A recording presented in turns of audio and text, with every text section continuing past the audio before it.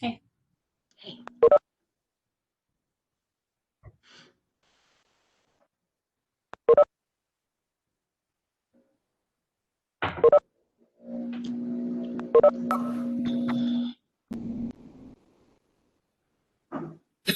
Hi, Joan. Hello, Jennifer. Hi, Fola. Hi, Tom. Hi, Tom. Sorry. That's okay. I wasn't ignoring you. That's okay.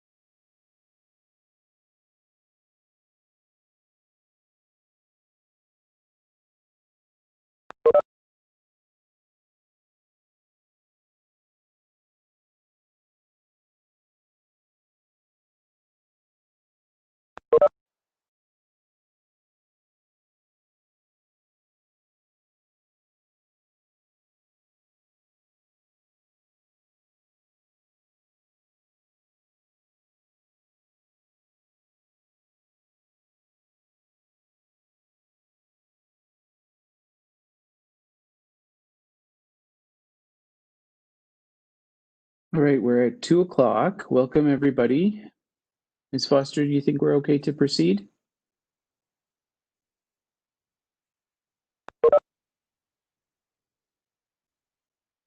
We're just waiting on Mr. Lang, I believe. A lot of time with Christian secretaries. So the mayor is doing a press conference regarding the COVID, and but I am expecting Jeff. So I see Jeff. Okay. There he is. All right, so thank you. Just a reminder before we call the meeting to order to everybody who's joining us online. Thank you. We welcome you and are happy to see you all. But please ensure that your microphone is on mute at all times unless you've been invited to speak or speaking during part of the meeting's proceedings. It's extremely important to keep it on mute and to be vigilant about that so that we don't get any distractions. With that stated, I'll go ahead and call the public meeting of the London Police Services Board to order at 2:01 p.m. I'd also like to remind everyone that this meeting is a public meeting and it will be posted on YouTube by tomorrow later in the day. Just to start off with a few updates before we get into the proceedings. We are still in the midst of the COVID-19 pandemic. The events of the last few days have highlighted for us that there is a significant amount of vigilance that we still need to keep. It's very important for us as a community to remain vigilant, to adhere to standards regarding wearing masks, social distancing, gathering size, and to protect one another. The only way that's going to get us through this is by working together and by looking out for each other. And we know that most members of our London community are caring and compassionate and doing their best to adhere to these standards. As a health worker, a shout out to my fellow health workers, but at this time, I also want to give a special recognition to all the teachers in our community. I know how scared and nervous many of you might be in terms of adapting your practice to an unprecedented situation. And I just want to thank you for your service and to let you know that we see you, we hear you, and we appreciate you and the work that you're doing. And of course, thank you again to the members of the London Police Service, sworn and civilian, for their ongoing professionalism, dedication, and sacrifice during these pandemic times. Our meeting today is a virtual meeting. We had very much wished for it to be an in-person meeting.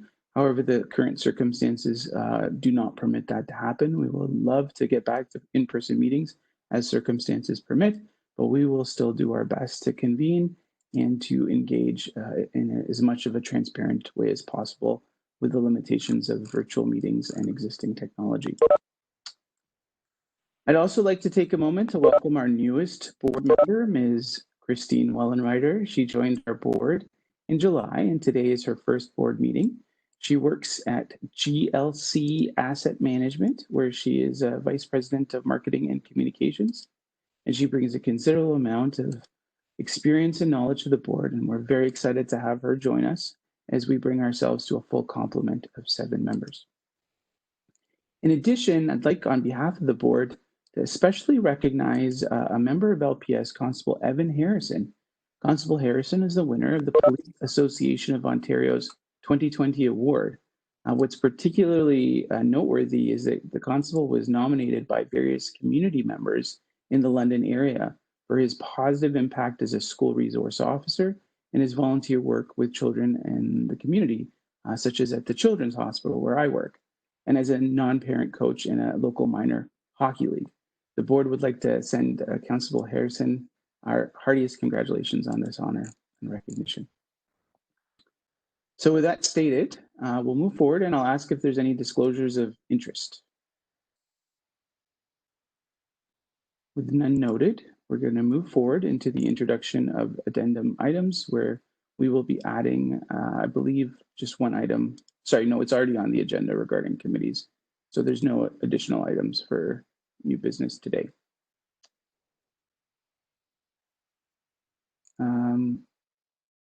Next is minutes of the June 18th public LPSB meeting. Any questions on the minutes? And if not, can I get a motion from a board member to approve? Moved by Mr. Lang, seconded by Deputy Mayor. All in favor? All right. And just looking for the mayor here in my video screen. Oh, he's not on, so I should stop looking there. All right, thank you, carried.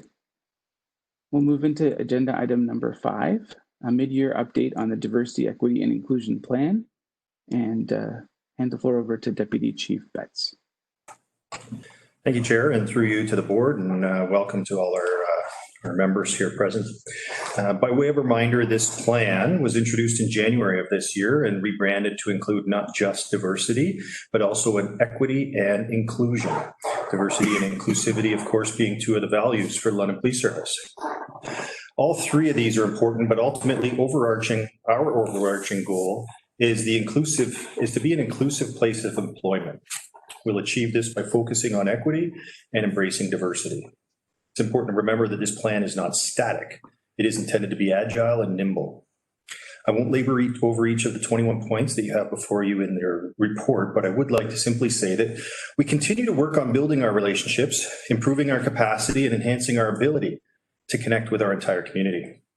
I want to promote the London Police Service across this entire city, that we serve all its citizens.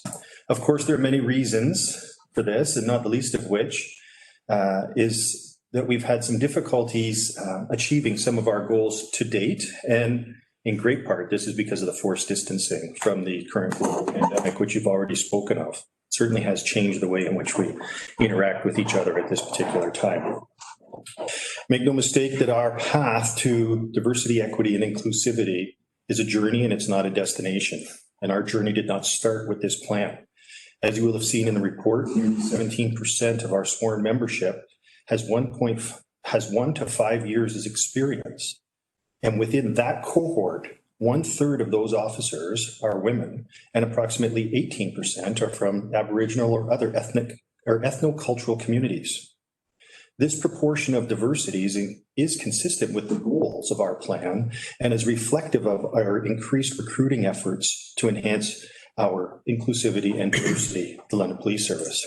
There is more work to be done, but as I mentioned, this is a journey and it's not a destination. You'll have also noticed that there are 2 directives that fall outside the 21-point plan. And this is intentional because these are not goals, these are imperatives. These points include the requirement that every internal selection panel will be comprised of both men and women, and where possible, will include a member from a diverse background. And of course, that every promotional panel shall be comprised of both men and women, and where possible, will include a member from a diverse background. Well, we've made excellent strides in attaining gender representation on these panels. We have yet to build the capacity to attain diverse representation. Attaining this balance is our journey, and it will not be achieved overnight. But I think you will agree that based on the strides we've made in the past 5 years, we're on the right path to that journey, and we continue to be so and continue to work towards that today. The report as presented to you is intended to provide the board with an update on the plan and our journey, where we've been and where we're going. I would like to point out a few things also with regard to this plan. It's very important that we understand that the plan is about inclusivity. This is not simply about diversity. Inclusivity includes representing the sworn officers, the civilian members of our organization. It includes whether that members be people of color or members from the Caucasian community. We are together inclusive. Where the plan speaks to the diversity unit attending community and cultural events, that's not related to just members from that unit. All members of the London Police Service are encouraged to participate. And in fact, despite some of the restrictions of the COVID pandemic, we've been able to do so far this year. Myself, the Chief and Deputy McIntyre attending some of these events, as well as Inspector Cherney, who I believe is joining us here today as well. In many cases, our diversity ambassadors are not simply a representation of people from diverse communities, but they're often partnered with white men and women employees of the organization. We are striving to be totally inclusive, and through inclusivity, we'll achieve equity, and through equity, we will be reflective of our diversity. I am open to more questions. However, if there are none, then I will make a recommendation that you receive this report for your information. Thank you, Deputy Chief Betts. I will open it up for questions from board members. Vice Chair Todd. Thank you, Chair, and thank you, Deputy Chief Betts. I wanted to thank you for deciding to bring this report now. I know it's not necessarily something we do every year, this idea of doing it mid-year, but I think it was an excellent idea, and I thank you for that. As I'm sure everyone can appreciate, diversity, equity, and inclusion is something that has to be dealt with and committed to regularly on a daily basis, consistently. So I think having this mid-year report really ensures that the public is keeping us accountable to those goals, and also shows the action steps that are being taken.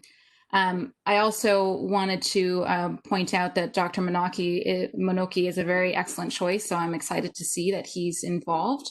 I do have a couple of questions. Maybe I'll just go through the 4 questions and then you can answer them one by one. So the first one is, I notice that the focus is on members of the diversity unit attending various events, which is important, and I'm glad that that's happening. But I'm wondering around, should it only be the diversity unit? Like, I wonder about really focusing it that much, and is there room where other members from other units can be encouraged to attend events as well? So it's not just seen as this one unit will do work on diversity, the other units don't need to. So I'm wondering if there's some room for that. I'm also seeing wonderful initiatives such as pairing diverse candidates with mentors. Is there an opportunity instead to flip that on its head a bit and pair non-diverse members, if you want to call them that, with diverse members instead? So have sort of a reverse mentorship relationship. And so that the focus isn't only on mentoring diverse members, but also mentoring your white, straight members in terms of the importance of diversity. Are we looking at evidence-based best practices for increasing diversity? And the other big piece I want to talk about is not just about diversity and recruitment, but can we speak to retention? So once we recruit members of the diverse community, are we tracking retention? Are we ensuring that those people are reaching the 30-year mark rather than leaving early? If they're leaving early, why? Are those stats being tracked? And are we ensuring that kind of retention as well? And that's for women, for members of the LGBTQ community, racialized, and et cetera. Take it away with all those questions. Thank you. And Chair, through you, I will respond to each one of those. Having the diversity officers being the only members to attend those community events is certainly not, it may appear that way as written, but that's not at all how it is in terms of deployment. The diversity unit is typically our point of contact with members of that diverse community, and then they make us aware, and we can engage all our members to participate in those events. I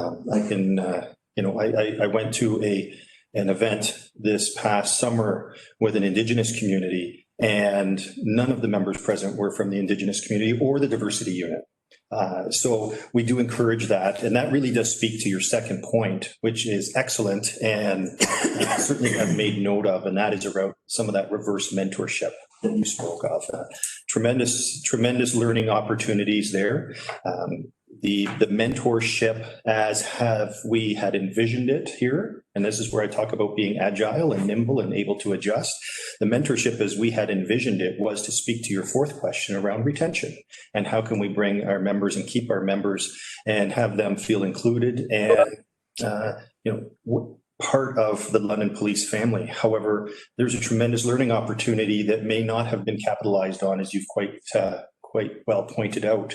And I think we will definitely be including that within this, within our goals. So thank you for that. I appreciate that question, because that is the exact intent of what we're trying to accomplish here. So thank you.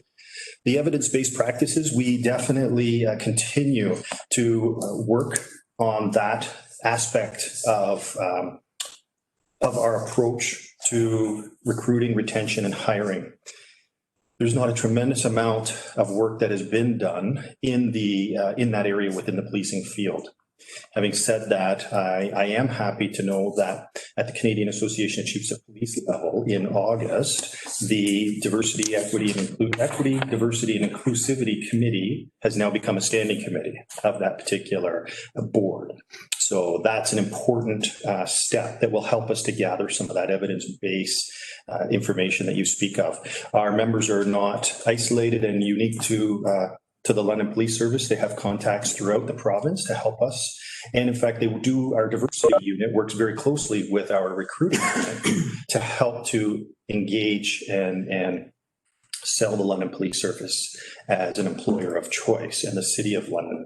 But there is more work to be done there, and there is more, I think now what we have the support of the Canadian Association of Chiefs of Police at that level, that's going to help us to be able to drive some of that evidence-based research gathering that you've spoken of. So I hope that answers your 4 questions. And I'm just going to say thank you again for question number 2.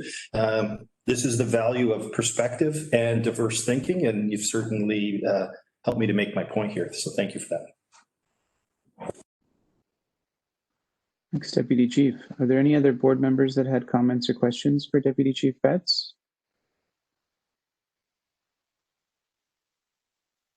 Yes, Deputy Mayor. Thank you. I appreciate the report, and I think it's very helpful to have the very clear targets and then tracking progress towards those targets. I know in 2020, we're falling a little bit short because we don't have the cadet class going in September 2020, but even there, you can still see the progress over the years compared to the levels we had when the plan was initially rolled out. And I think the clear reporting on progress is really helpful. You don't get that in every organization, and it's I think a feature of the plan that we have regular reporting that's sometimes it's very good, sometimes it's pretty good, but you can always tell exactly sort of where we're at in terms of progress. So I appreciate that. I want to ask about the equal representation and selection panels, because that one, it's described there that there's a number of panels where you don't have situations of both men and women on there. I think the problem is kind of articulated by identifying that there's only a few people who could potentially fill those roles, and I guess they can't possibly be on all the selection panels that are running. And I just wonder if you want to speak to that particularly, because I know that's a goal in the plan. It seems like it's a problem that would be repeated if circumstances stay as they are. Thank you. Through you, Chair, I will respond to that. So we've had greater success in meeting our goal of gender representation on the panels. What we do struggle with right now, as you've quite rightly pointed out, is in having people from diverse backgrounds on that panel. Until recently, we did not have the representation within our senior officer ranks that we required to be able to meet that. We are increasing that, as you know. However, it's a process, and this is why I highlight where we are in 1 to 5 years in terms of that cohort. That cohort will track throughout the longevity of their career, and will move through and into the upper ranks of the organization to allow us to meet that. Having said that, the chief has been very clear that where possible or where necessary, we can reach out to other police agencies to help us to fill that role. Not surprisingly, we don't find a tremendous amount of representation at that level across many police organizations. So it does make it a challenge, and you're quite right. We can't lean on the same people all the time. They have other jobs to do as well.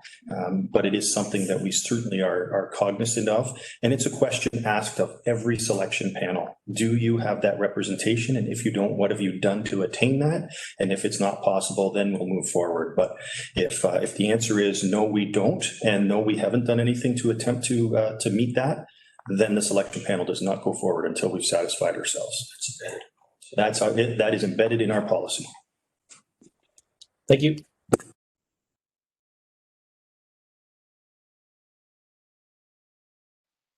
Any further questions? All right, if not, can I get a motion to receive? Moved by Mr. Lang, seconded by Vice Chair Toth. All in favor? All right, carried. Thank you. Item 6 on our agenda is a proposal to extend the London Police Service business plan, and we will go back to Deputy Chief Betts for that one. Thank you, Chair, and through you to the rest of the board.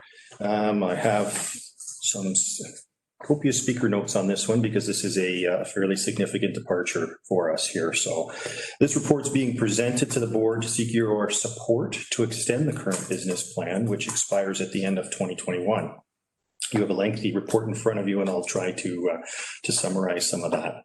Although this, 2021 is 15 months from now, it's actually much less. It's actually 9 months from now, because based on the protocols with the city that requires us to have the business plan presented to City Council on July 1st and the public by August 1st. And while this still appears to be a significant amount of time, it's insufficient to undertake the community engagements and consultations required to prepare an informed plan. The adequacy guidelines made under Ontario Regulation 399 directs that the board prepare a business plan every 3 years, at least every 3 years, and includes direction about what's to be included, the preparation, the research, the engagement, the consultation, who to consult with as the development of the plan is undertaken.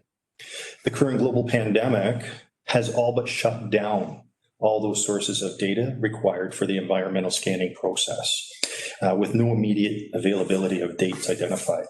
The sources of federal, provincial, and even municipal information have all been delayed. As we stare down the overwhelming likelihood that we're on the precipice of a second wave of COVID infections, there's no reliable date by which we can say things will return to some semblance as business as usual. Community availability has been adversely impacted by mandated distancing, making required consultations nearly impossible and severely restricted. As previously identified, traditional consultation methods can be exclusionary, as we discussed when we conducted our Leger poll, and some of the exclusions that may have been faced by the community that had no access to the internet. We had plans to get out into those very communities to increase our community surveys. However, that has not been able to be done. More accessible methods had been identified, and we had identified a third-party independent vendor, a process to identify a third-party vendor to be contracted to complete this independent survey. That cannot be executed within timelines available at the expiry of this business plan. Recognizing our challenges, we have queried other police agencies who are in the very same timeline crunch as the LPS, recognizing that not every service's plans expire at the same time that ours does, but for those that do, we've learned that some have already extended their business plans while others are in the process of doing so. Finally, in order to ensure that our request didn't put us in conflict with ministry requirements, because you heard me speak to Regulation 399, we consulted with our zone advisor from the ministry, who confirmed that the language within the adequacy standards provides sufficient flexibility for the business plan to be delayed or extended as long as the board is aware and supportive. As this is your plan, the extension of it and this format satisfies that requirement. We've considered other options in terms of timing and a number of options, and each has its pros and cons. One thing I would like to speak to as well is the work that the board is currently undertaking with regard to the 12 points that were brought up in our June board meeting, one of which included embedding anti-racism processes into our current business plan. Make no mistake that what we're proposing here in terms of extending this plan does not frustrate that effort. In fact, strategic priority number 2 of our current business plan, area of focus being equity, diversity, and inclusiveness, allows and captures that particular activity that the board has planned.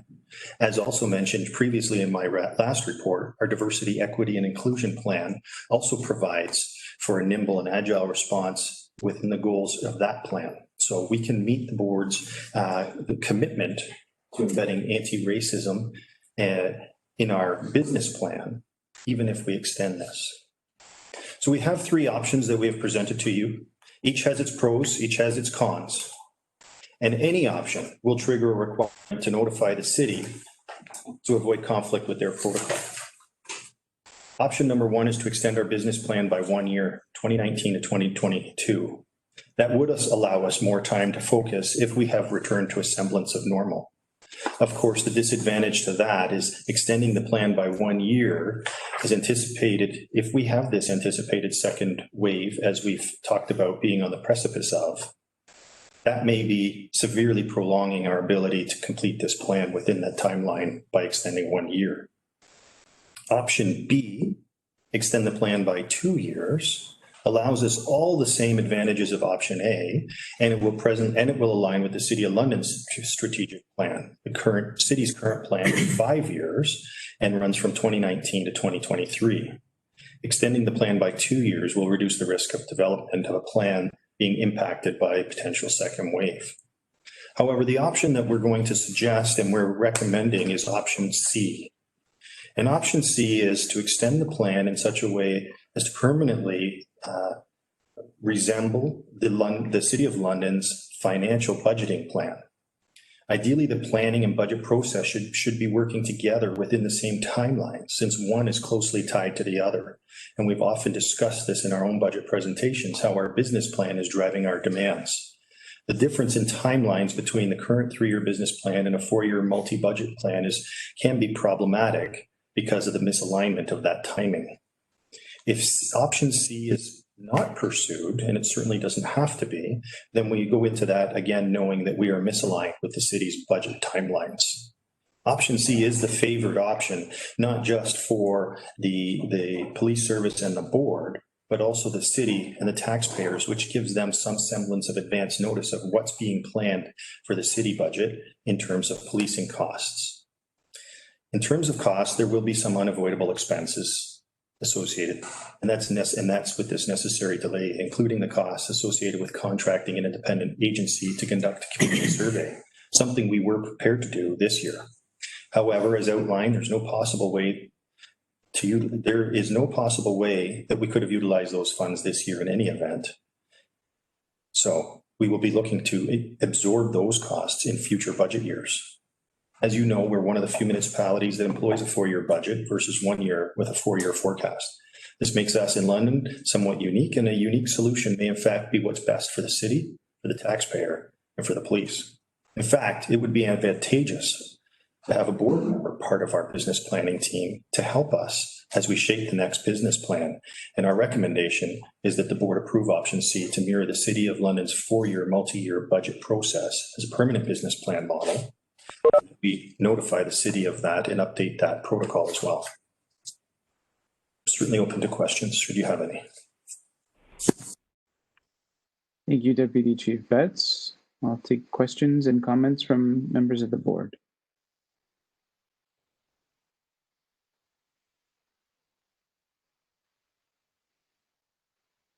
All right, Deputy Mayor.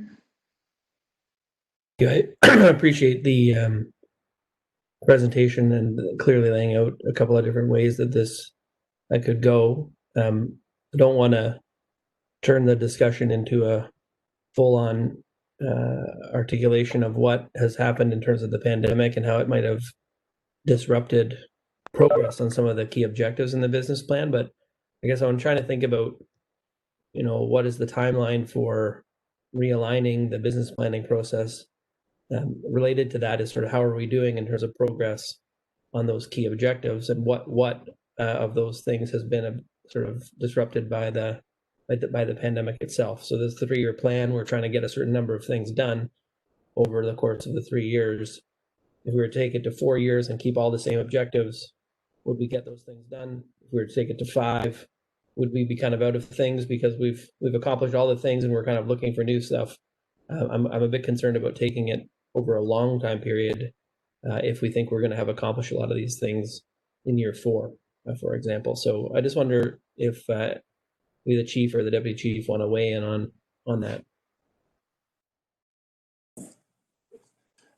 Thank you, Deputy. And through you, Chair, to the Deputy Mayor. And if we get more technical to this, I'm going to ask that our business planning expert, Joan Atchison, jump in, but we'll take it from here. And that is to say that looking at extending this plan for 2 years will not adversely affect our ability to get things done, but also will not leave us in a position of looking for things to do. As I go through the business plan and the strategic priorities, the areas of focus as they are now, they are sufficiently taxing that we can continue to make meaningful progress in advancing each of those areas of focus and objectives. The pandemic has in fact affected some of our ability to meet some of those objectives, and the extension of time will allow us to meet them. But it will not prevent us or put us in a position of having nothing to do. I want to assure you of that. I'll bring it right back to the equity, diversity, and inclusivity. That's a piece that's a journey. That piece will never end. That's a piece of our business plan that should be there every year, because that is a forward momentum that we need to maintain. So that piece will never, ever disappear. So I don't know if that fully answers your question, but an extension of 2 years does not disadvantage us, but it doesn't necessarily put us in a position of having nothing left to do in terms of implementation of the plan. I believe I had provided an annual report update earlier this year to provide a status update on the plan. I can certainly resurrect that and provide you with, at the next board meeting, a status update of where we are on each of the goals and the objectives, if that further satisfy, but it is our plan to do so every year. Thank you. No, it's mostly just if there's something specific about the pandemic that's really impacted any one of those key objectives where, you wanted to just point that out. I'm just giving you an opportunity to do that. I did see the chief, I think, putting his hand up. Yeah, Chief Williams. Yeah, sorry, I wasn't meaning to interrupt. I was just trying to get in the queue. Great question. I think there is considerable benefit to synchronizing the business plan with the budget. I know every 3 years we do public consultations and internal consultations, and the board does too, to determine what should be the priorities within our business plan. And that's important. We continue to do that. But the board also does public consultations with relation to budget realistically every 4 years. So you could literally find yourself in a position where you're going to the public and saying, what's important to you this year? Because we're submitting a 4-year budget. And then you populate the budget based on those priorities. And then a year later, you're saying, what's important to you? Because now we're building our business plan. And that is, the business plan should fuel the budget. They need to be synchronized. I really think so, just in a business sense. So that whatever the priorities are, you can actually monetize them over the course of 4 years and track them as you go and make the adjustments following that. But as it is right now, they're staggered, and they will forever be staggered. They will never align. And I'm not sure that's a good idea, particularly with the public consultations. The business plan, as I said, should determine the budget. But if you're doing them separately, it doesn't make a lot of sense to me. Thank you, Chief. Any additional questions or comments on the proposal? Mr. Lang?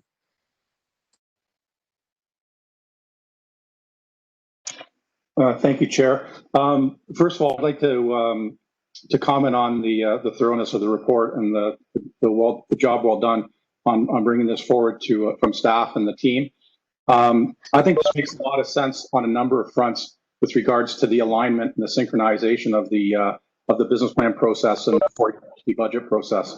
It is something that we're challenged with on an ongoing basis with our budgeting. But I think also from the city's perspective, it is the largest single expense line in the city's budget. And I think the closer that we can align the formation of business plans and budgets, I think it makes sense for both sides. The other comment I'd like to make, and I think it's prudent, is that there's still a lot of unknown as it relates to the pandemic and whether there will be a second wave. And I believe that option C provides us the opportunity to respond more effectively with more pertinent information if and when a second wave actually happens. So I would be tending to support this recommendation by staff. I think it's well thought out, and I think it makes a lot of sense for both the Police Services Board and for the City of London.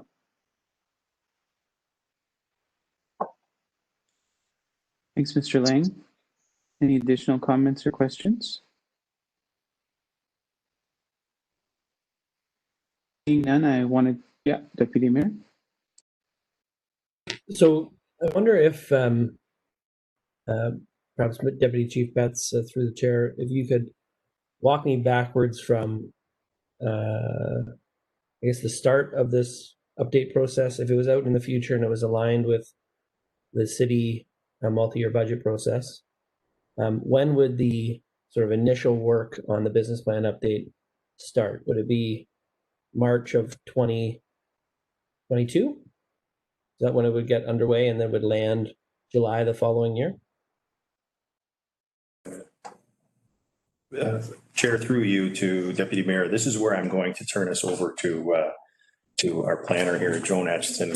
She has her finger on the pulse of everything that has to do with the London Police Service business plan. So, Joan? Go ahead, Ms.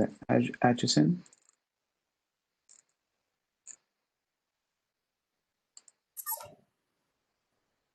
Hello, sorry for the delay. Can you hear me? Yes, we can. Okay, thank you. So I even have to think backwards. So in order to have, if approval is given for option C, which is to extend the current business plan to 2023, then the new plan would come in effect in 2024.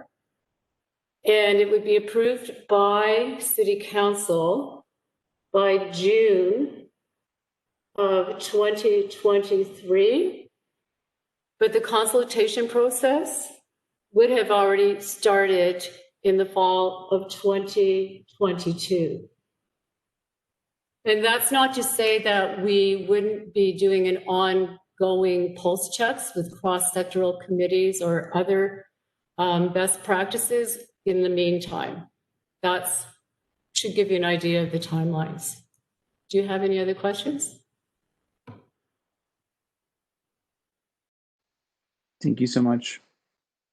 Any further questions? Mr. Lang, go ahead. One question as it relates to if in fact we decide to go with option C, there's policies, police service board policies, most notably policy 61, which speaks to the timing of the business plan and also the business plan protocol with the City of London, which is prescribed as well. Do you foresee any difficulty in amending or revising the policies downstream of this decision?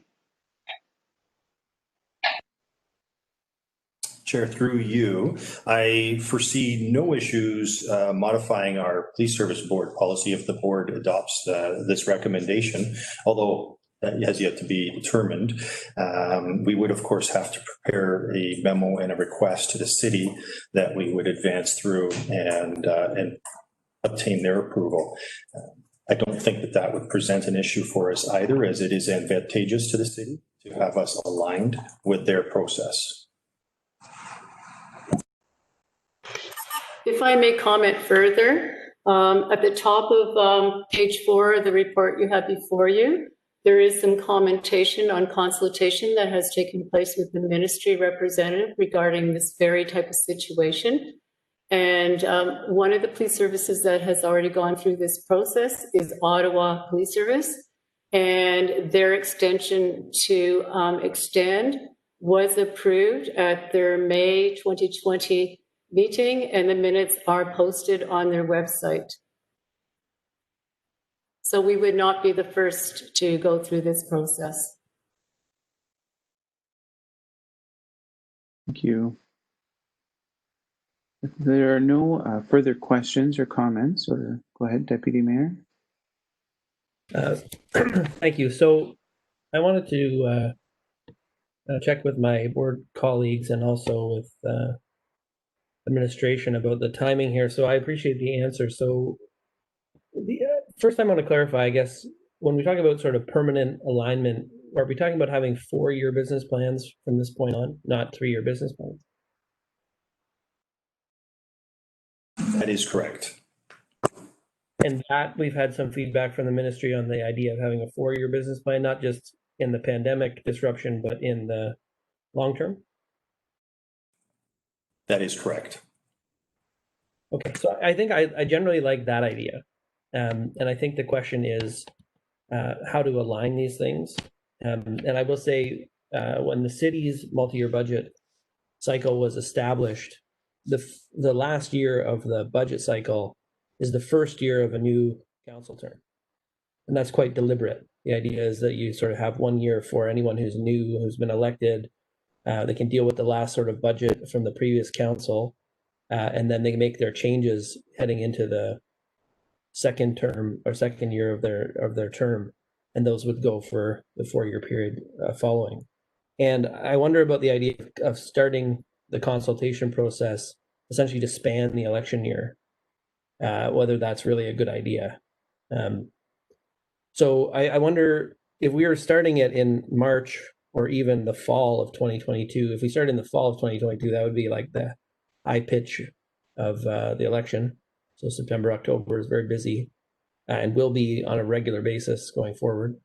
If you started in the spring, you could be consulting a bunch of people who might not be around again, at least in terms of the elected officials. And you'd be landing it, to feed into the 2024 multi-year budget update. That stuff really has to be done by, say, August of 2023.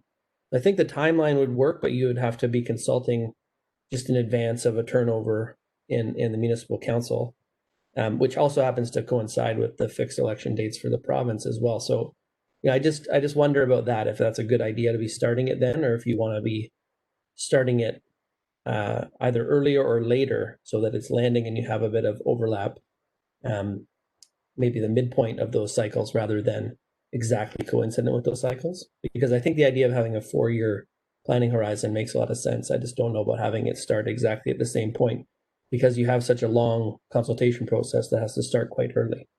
I guess if you can compress the consultation process, maybe it's not such a big deal. But I looking at all the work that's there, seeing all the things that are done, I'm not sure that is very, very likely. Chair, through you, if I may, Deputy Mayor, you bring up a good point here, and I know that Joan would be diligent in working with that. And as I mentioned, I think it would be advantageous for us to have a member of the board as part of our business planning team to help us remain alive to some of those things and to steer us through that process. Joan would certainly, I am confident Joan has been taking notes on this and is alive to those issues and would be as well. So it's point well taken, and I think definitely needs to be factored into that process. If I may comment, I think from what I understand, it would be very doable, and I concur with Deputy Betts. To have participation from the board would help us in facilitating, the best practice and the direction from the board.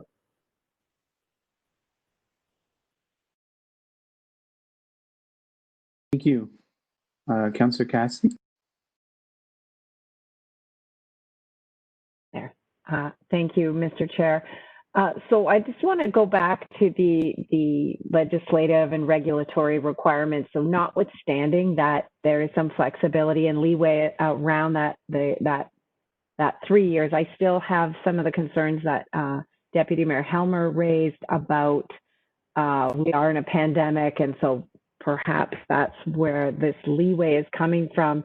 But I wonder if, knowing that, Mr. Tilley tells us that there's some flexibility here, would we have to, so we could stick to this every 4-year business planning, but would we have to at some point bring to the board this same idea of extending it, since the legislative requirements say very clearly at least once every 3 years that the Police Service Board prepares a business plan?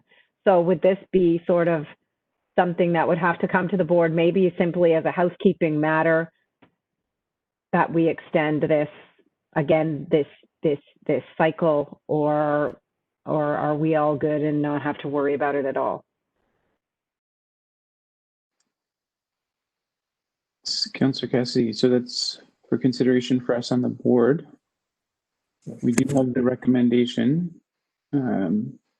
take direction on whether or not board members are feeling comfortable with a motion, and then we can work through some of the additional details raised by Councillor Cassidy and Deputy Mayor. Mr. Lang? I'd be happy moving that. So let me just make sure that we have the correct wording here. Would you be happy, Mr. Lang, to move that the board receives a proposal to extend the London Police Service Business Plan report and approves option C as presented, mirroring the City of London's 4-year multi-year budget process as a permanent business plan model? Is that wording? I would be prepared to move that, yes. Okay, thank you. Do I have a seconder for that motion? Ms. Wellenreiter, thank you. Discussion on the motion.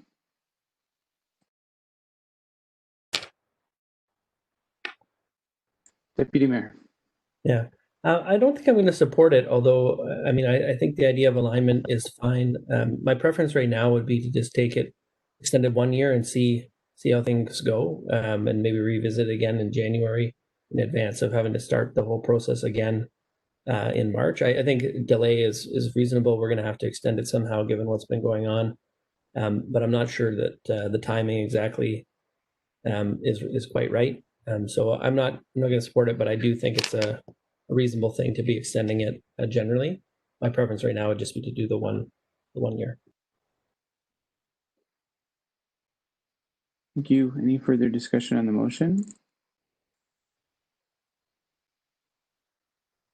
Okay, seeing none, I'm going to go ahead and call it to a question. All in favor?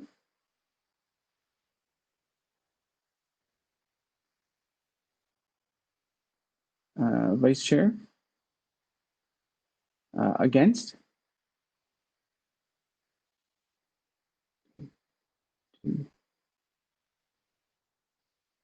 Sorry, just lots of windows open and me trying to navigate this. So I have 3 for and 2 against. Is that correct? Abstentions? None.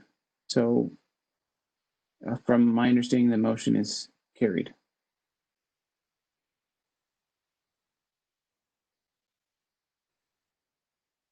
Any further comments or discussion on the matter? Okay, seeing none, we'll move along to item 6, quarterly statistics, crime stoppers and pursuits, and Deputy Chief McIntyre. Mr. Chair, the Vice Chair had her hand up. With all the people on screen, you must have. My apologies, Vice Chair. I very, very sincerely apologize. I'm having some technical issues. Please go ahead, Vice Chair. Not at all. And it wasn't so important that I was going to insist. But the one point I want to make, really more for the benefit of the board members, is that it's absolutely critical that we stay involved. So I'm really glad that Deputy Chief Betts raised it, this idea of participation from the board. But I would take it a step further and say that it is absolutely at the core of what we do, which is being involved in that community piece and in that public participation piece. I just wanted to point that out. That's it. Thank you, and apologies again. So on item 6, the quarterly statistics, crime stoppers and pursuits, Deputy Chief McIntyre. Thank you. Good afternoon, Chair, through you. Before you is the second quarter reports for pursuit stats and for crime stoppers, and they are tracked in a 5-year trend. 5 years, sorry, just to look for notable trends. There are no on this report, but I did want to just bring to your attention kind of an expansion of our pursuit stats on behalf of the Patrol Support Branch. So thank you for that. Really just looking at a definitions page so that the public and of course the board members could follow along a little bit better, just to really understand what those numbers are tracking. So the reports are before you. My recommendation is that you receive the report pending any questions. Thanks. Thank you. So we have the report before us and posted for the public. Are there any questions or comments? And if none, motion to receive. Made by Vice Chair Toth, seconded by Councillor Cassidy. All in favor?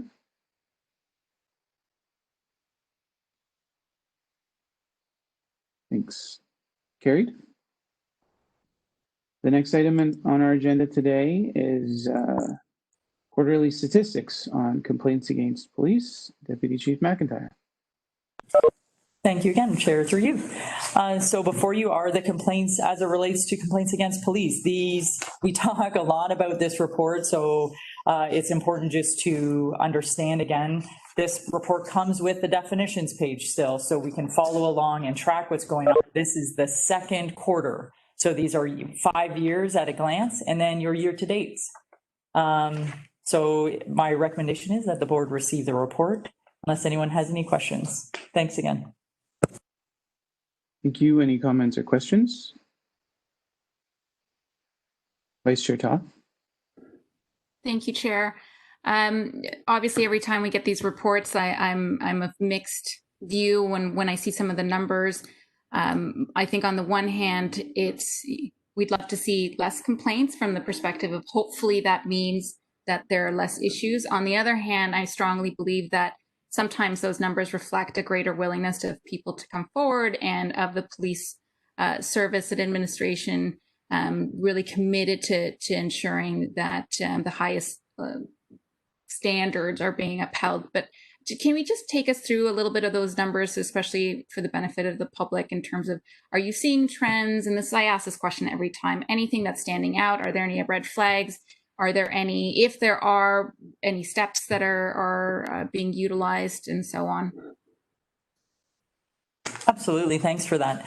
What you'll see if you're looking at the document in front of you, you're going to see that there's 5-year trends and it's year to date. So if you look across the numbers, they're relatively the same. So on a trend level, obviously we don't trend month to month, but you can see where we were last year at this time.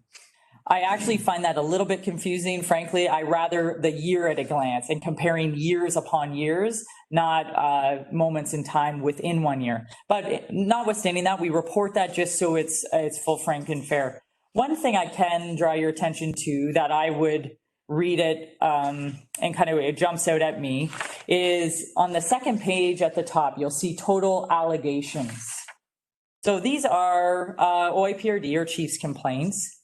And it's looking at the number of allegations. And if you look there, you see 2019 at this time, we had 50. Year to date, so now 2020, we have 108. So there's a big jump. But why is that? And I think this is maybe a little area that could use some explanation. So oftentimes when we receive a complaint through the OIPRD, what happens is they're transferred, if we retain them, the London Police, our investigators and professional standards take over that investigation. They look at the complaint and then really parse it out to say, okay, out of that complaint, how many different allegations are embedded within that single complaint? So that's where you see the asterisk. And I wrote out in a note that's italicized below to explain why is that not equal to the number of complaints. So we could see one complaint come in and it could be overlaying multiple different types of allegations. And so we pair those each out, we separate them out to be totally transparent, and then the investigators drill into each separate allegation on its own merit, not the totality of circumstances. We feel as though that's more transparent, it's more frank, it really gives kind of a drilled down version of what's going on as it relates to the complaint themselves. In general, though, you'll see that the complaints are slightly higher. During COVID, it's an interesting time because we actually didn't have people in our building, right? We closed our headquarters to the public. And of course, we needed to do that as a community to stop the spread of the virus. But you see also a willingness of the community to report online and to report directly through the OIPRD. I am, thank you, Vice Chair, of the exact same opinion. Then what does that mean? And I think we encourage people to report. I think people now are more aware of the proper process to report misconduct against police. And in fact, I see it as more of a positive in the community. I see it as a negative. Unless, of course, we start to see all of these substantiated allegations, and then that wouldn't look too good. But as it sits right now, I think that's a positive. And I think COVID has shown us that maybe there's more willingness to report those incidents online where they before wouldn't be able to meet with a frontline supervisor to discuss. So I hope that kind of gives you kind of a highlight. It highlights maybe one jump off that page that got my attention. But in general, we're holding our course here. No trends that are noteworthy. But again, that's a great question. So thanks for that. Thank you. Just a reminder too for the public that we did have a presentation with a lot more details on the complaints process, thanks to our leadership, and we're endeavoring to build a a database of those presentations, again, for public information and knowledge over time. Chief, did you have your hand there? Thank you, Chair. Yes, I just want to just go back to the June meeting. So it was at the June meeting that the board directed me to examine ways in which we could be more transparent and in relation to the police complaint system and discipline and things like that. And it's actually very timely because this is the report that really sets out our activities in that area. And you may recall the report that used to be submitted to the board was quite a bit briefer. And you'll find with most other police services they are. So this is very much more comprehensive. So in part addressing the board's direction. It was first amended at the beginning of this year. I know through Deputy Chief McIntyre, it's been more improved upon. And that presentation is exactly what I was going to bring up. It's probably fitting, not too soon, but at some point we could do another presentation to the public, maybe next year sometime on the same theme. Because the police complaint system is very complex. And it's going to get more complex with the new legislation. You'll be happy to hear it. So when the time is right, we will do another presentation. But I just wanted to indicate that this report is part of our efforts to be more transparent. Thank you. Any other questions or comments on this report?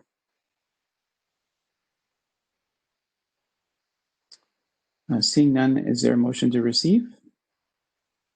Moved by Deputy Mayor, seconded by Mr. Lang. All in favor? Carried. Thank you. All right. The next item, the LPS operating budget status, and Deputy Chief Betts.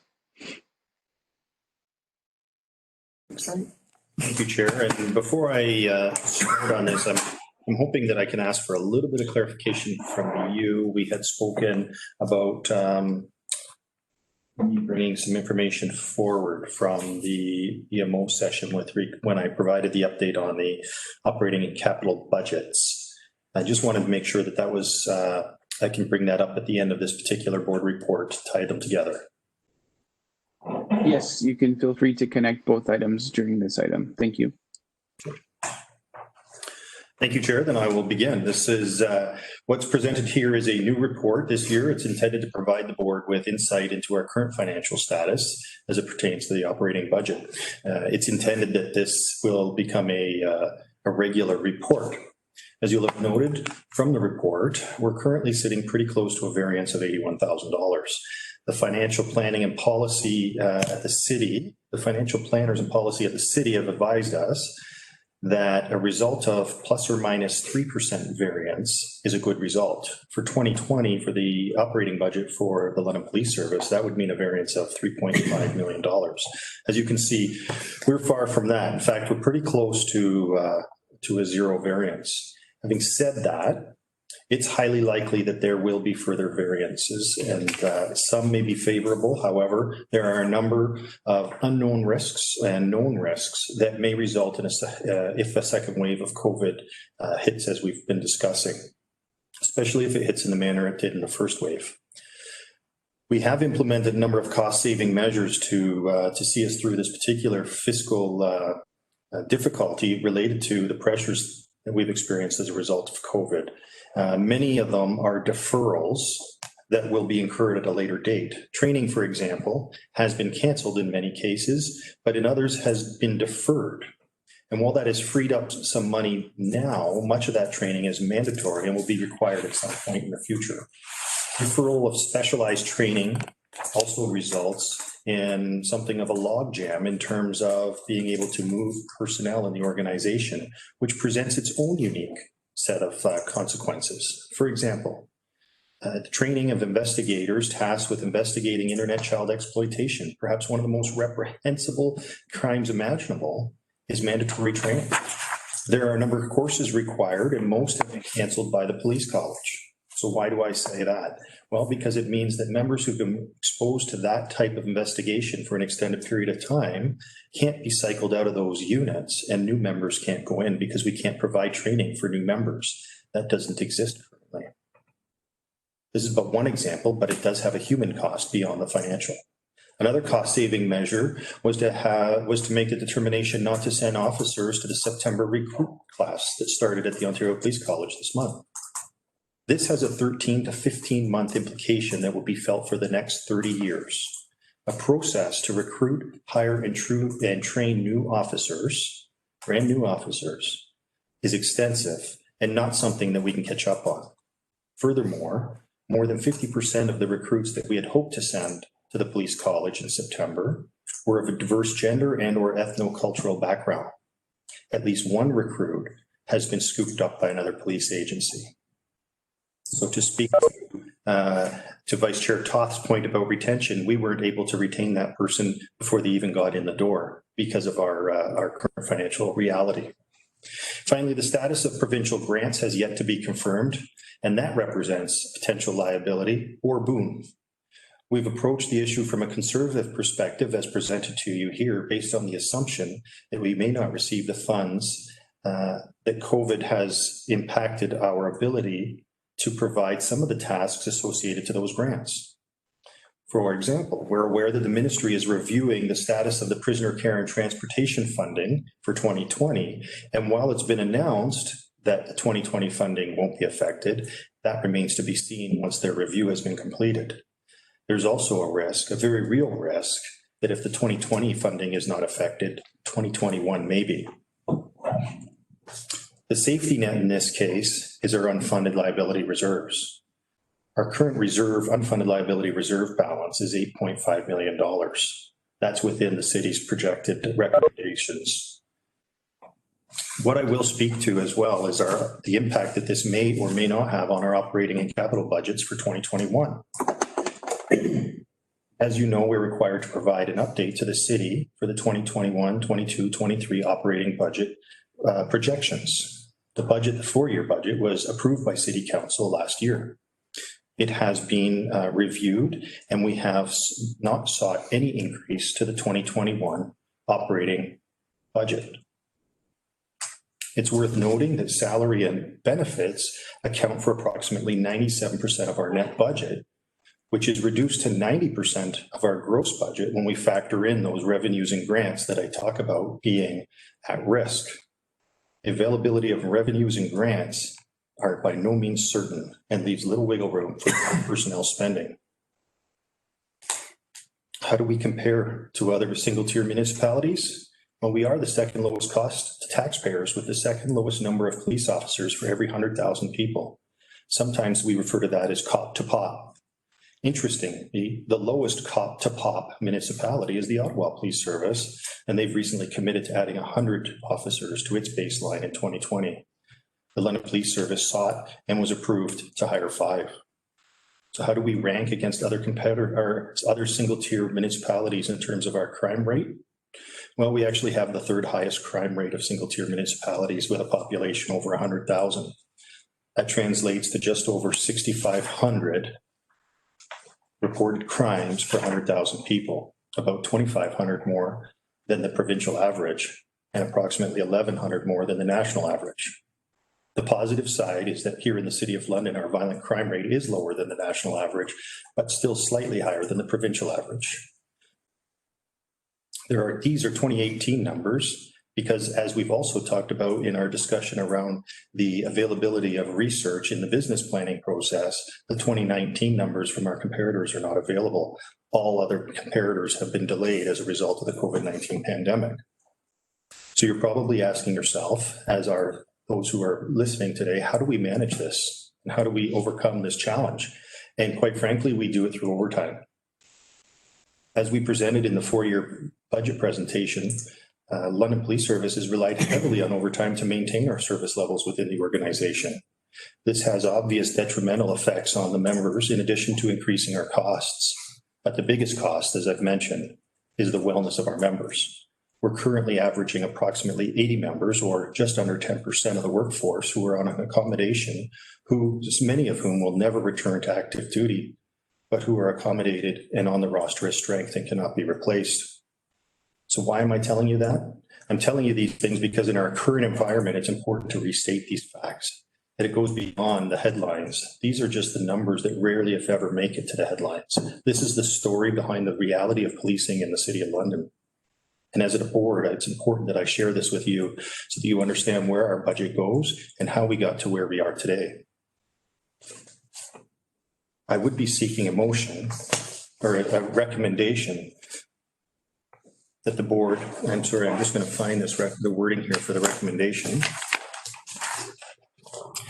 I'm seeking a recommendation that the London Police Service Board confirm the net operating budget amounts presented in your report, with the understanding of a similar review will be undertaken in each subsequent year for the 2022-2023 annual budget update for Council's consideration, and that the London Police Service Board approve the capital budget forecasts for 2030 in the amount of $4.743973 million. For the purposes of this board report, I'm also recommending that you receive my mid-year update for your information, subject to any questions. Those are my recommendations. Thank you, Deputy Chief Betts. Questions and comments from board members?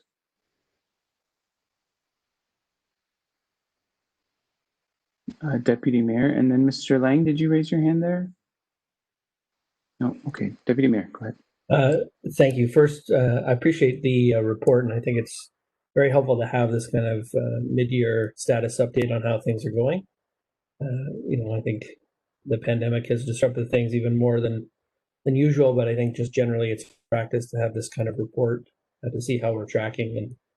And I do support submitting the operating budgets and capital budgets as we have submitted them last time to City Council. I think it's very wise to try and hold the line on cost increases. I know that the city budget update process is really to accommodate things that are outside of the original plan, cost pressures that are coming out of surprising direction, regulatory changes, things like that were not anticipated when we did the initial multi-year budget. And I'm glad to see that we can maintain it at a pretty stable level based on the original plan. It's frankly quite an accomplishment. I think a lot of other areas are really under a lot of pressure. I do have a couple of questions related to the future pressures we might have, because I am a bit concerned to see the negative lines around other revenue, some of the uncertainty that's coming from the provincial funding. I think some of these things are still up in the air in terms of where they're going to go, especially when you think about court system and how that's going to shake out. I know we don't necessarily know where it's going, but I do want to ask about that, where you think the key uncertainties might be in terms of the 2021 budget and even the 2022 budget. I'm trying to think about what the worst case scenario might look like so that we go in eyes wide open. It's one thing to send the update to City Council and say, yeah, we don't think we need any more, but there are some things that are probably going to be decided next year that will impact us mid-year. And I think we have to be clear with people what those might be. Through you, I'll respond to some of those questions, and then I'm going to ask that Director Darling from our financial services give you some more of the details, if that's permissible. So, with regard to the provincial funding, you're absolutely right. We have estimated that conservatively on this paper here that we will lose the revenue associated to the prisoner care transportation. The reason we've assumed that particular position for the purposes of the reporting is that we did not fulfill the job that was required to stay eligible for that funding. Although the province has said that the 2020 funding will not be affected, we don't know what the outcome of that review is going to be. They have projected an end of 2020 completion date for that, but to assume or to rely on no change puts us perhaps in a more precarious position. The revenue impacts, as you say, that is something that we feel as a result of background checks, freedom of information, vulnerable sector screening checks. As essentially the community shut down during the first wave of the COVID pandemic, people were not able either to come in and complete those background checks, but more alarmingly, they weren't in a position to have to do so because they weren't in a position to have work that required those background checks. So the effects of that are not just felt on us, but of course the community, and you can see what that revenue impact has been. We have introduced some new technology to allow us to facilitate background checks for members of the community that still respects the distancing requirements. So that hopefully will soften some of the impact as people return to work. Their police service will be in a position to provide them with the documentation and the backgrounds they need to go back to work. Specific to the potential or the forward future dollar values that we might be looking at in terms of what the total grant implications are, I would ask if you're agreeable, Chair, I engage Director Darling at this point. Go ahead, Director Darling.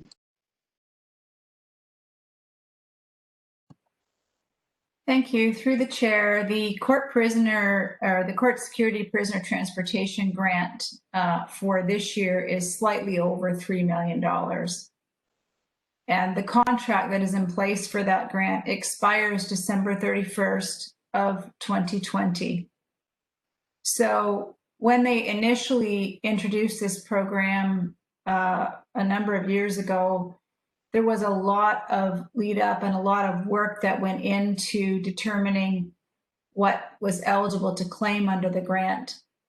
And I'm a little bit concerned in the timelines in that the province is, they're anticipating that a review is going to be completed by the end of the year, but I appreciate the challenges that we're all living through right now with the pandemic, and I don't know how realistic that is. So my concern really is around that $3 million in 2021. For the budget purposes, we've included it in there at the same value.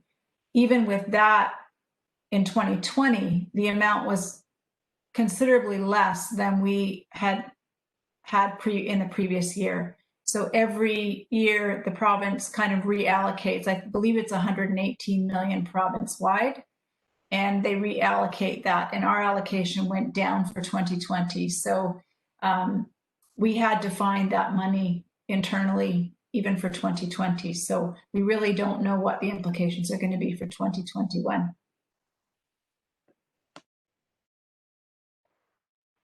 Thank you. Thank you. Any additional questions? Yeah, Vice Chair. Thank you, Chair. The one comment I would make is I always get concerned when I hear about overtime being used to fill in gaps. As soon as I hear overtime, I hear in my mind and worry about things like burnout and mental health, which is something that I know the board is continuously carrying in the back of their mind. So I just want to point that out, that is something that we should be monitoring. I know we're in these extraordinary times and we're all having to make tough decisions. One we made was that temporary deferral of those 3 positions. But after hearing that overtime, I'm all the more appreciative that was a temporary deferral and those positions are going to be brought back in 2021. It sounds all the more critical to make sure that we're taking care of our first responders.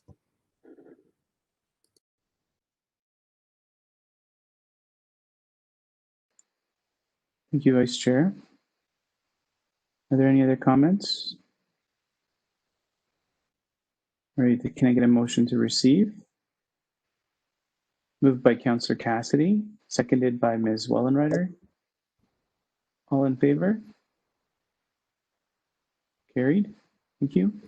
So we'll continue to have these discussions. We're all committed to a significant amount of transparency as it pertains to all budget processes. And thank you again, Deputy Chief Betts, for the details. Was there anything else you wanted to add, Deputy Chief?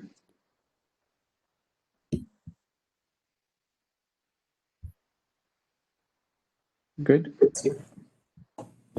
Sorry, Chair. I just wanted to clarify the motion to receive. So the report that was presented was the mid-year update, but embedded with that was brought forward from the camera session with regard to the motion to confirm the operating budgets and then the motion to approve the 2030 capital budget.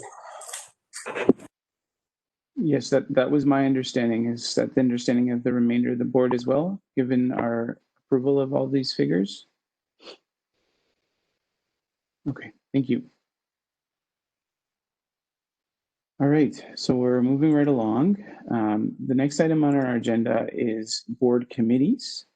Earlier today, the board has passed a new policy revising our committee structure slightly. This policy will be posted publicly to our policy section of our website.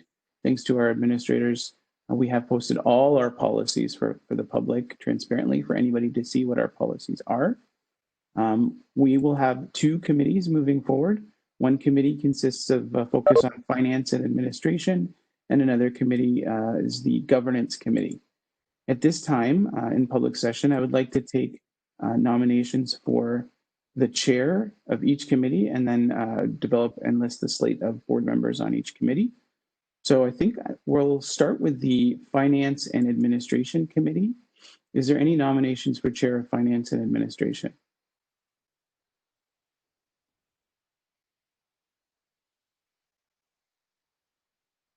Mayor Holder?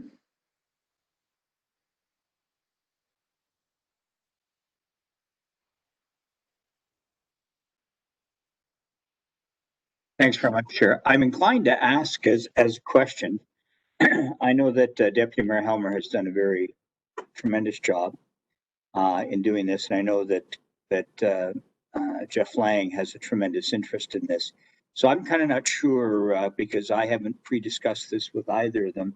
Maybe Jesse, you have some thoughts around this. This feels like a weird public discussion to have as opposed to having a quieter discussion in advance. But I have not discussed this with either of you, and I'm thinking that either one of you would be exceptionally able if inclined. That might be a question to start with Jesse as the Yeah, so Deputy Mayor and Mr. Lang, feel free to respond.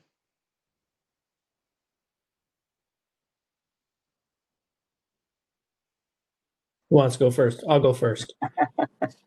So I'm happy to keep chairing the committee, but I also think it's important to have lots of people take on different roles. So if Mr. Lang is interested in doing it, he's welcome to do that. I think if any of the members of the board are interested in this committee, I certainly would like to be on it. I think it's a good step forward to establish the committee, and it's a substantial amount of work to dig into the budget, and especially when it comes to the negotiations and the collective agreement, when that rolls around, that is quite a lot of time. So I just want to make sure that everybody knows what they're getting into when they take this one on. The collective agreement in particular, I think we were six full days in negotiations the last round, and it can be more than that depending how good you are at it, I suppose, or less. So I'm happy. I'm happy if someone else wants to take it on, go for it. Mr. Lang? I guess it's my turn to weigh in. I obviously I'm happy to sit on the committee, and I could see myself as chairing the first round of this. I'm fairly new to the board, but I'd be happy to take on the challenge.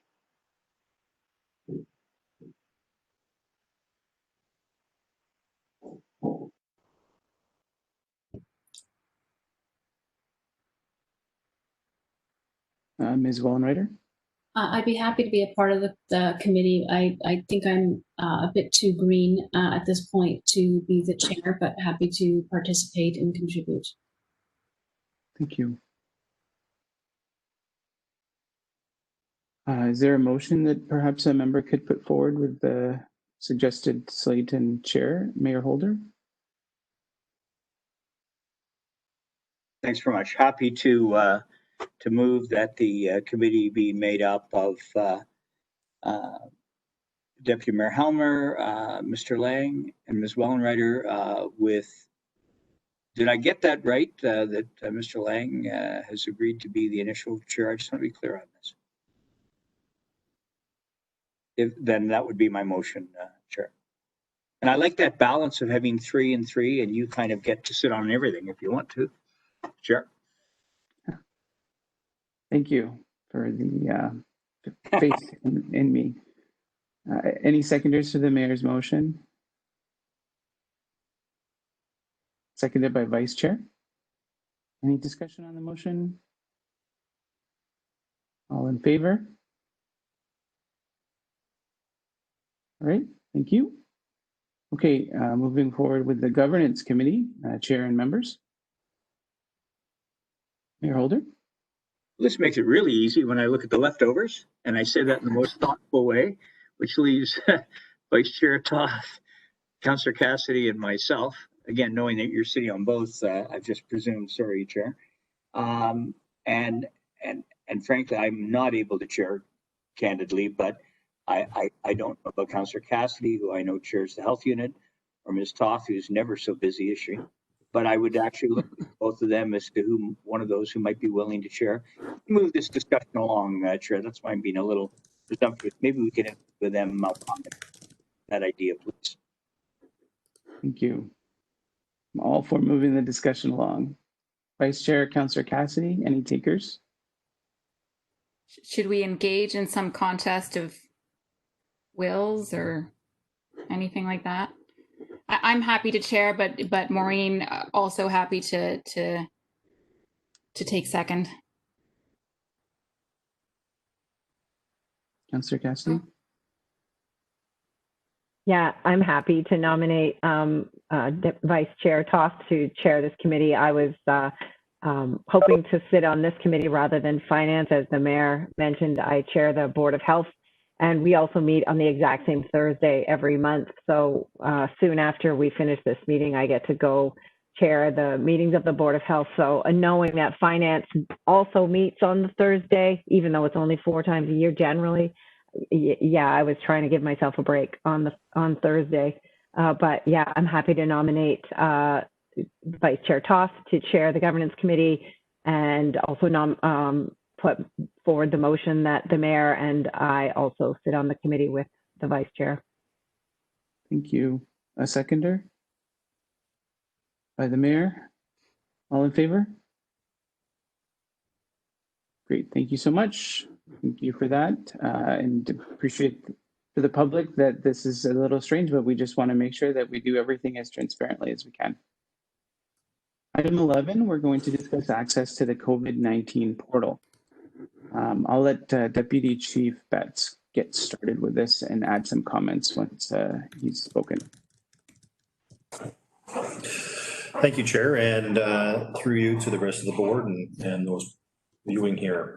What I'm bringing forward here is a report with regard to the London Police Service access to the portal, that provided health information with regard to the citizen in London who had tested positive for to the COVID-19 virus. Just by way of a reminder that the province made this portal available to police services on April 13th, but it was not accessed by the London Police Service until April 23rd. We used those intervening days to prepare our policies and procedures, training, and identification of who would have access to that particular portal.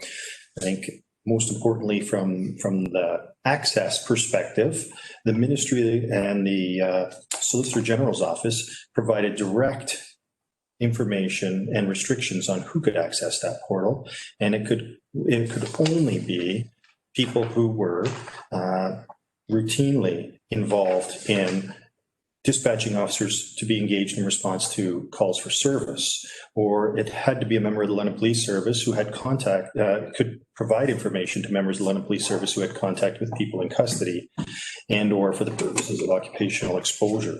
So that meant that the only people at the London Police Service who could have access to this were our communication operators. That is 48 people, and had access to the portal. This restriction was done again at the direction of the Solicitor General. To provide some context to that, not even the staff sergeant who supervises the communication center was provided access to the portal. The staff sergeant is not engaged in those activities that I had outlined, and therefore was excluded from the authorized users. This is an important distinction, I feel, because there's some perhaps misperception about who had access to the portal when we see reports that London police officers accessed the portal over 10,000 times during its the time that it was available. Clearly, that's not the case. The access was by our communicators. The information returned was either that a member had, there was no information to provide whatsoever, and a response to that indicates that there are no items to show in this view of the MOH table list. So that's what a communicator would receive when they query the name of an individual who a police officer might reasonably expect to be in contact with when responding to a call for service. If they received a positive response, they would have the name of the individual, their date of birth, their address, and the fact that they were COVID positive. That information is the extent of the information that was provided to the officers. The only difference to that information than what the officers would normally have is the COVID status information. All the rest of that information, name, date of birth, and address, is the information that the officers receive in the course of their duties responding to a call for service. It's also important to note that we did not only rely on the portal for our information. We did follow ministry-provided questions with regard to self-disclosure when a member of the public might call in, and they would be asked a series of questions with regard to exposure to COVID, including symptoms, and that information was noted and voluntarily provided.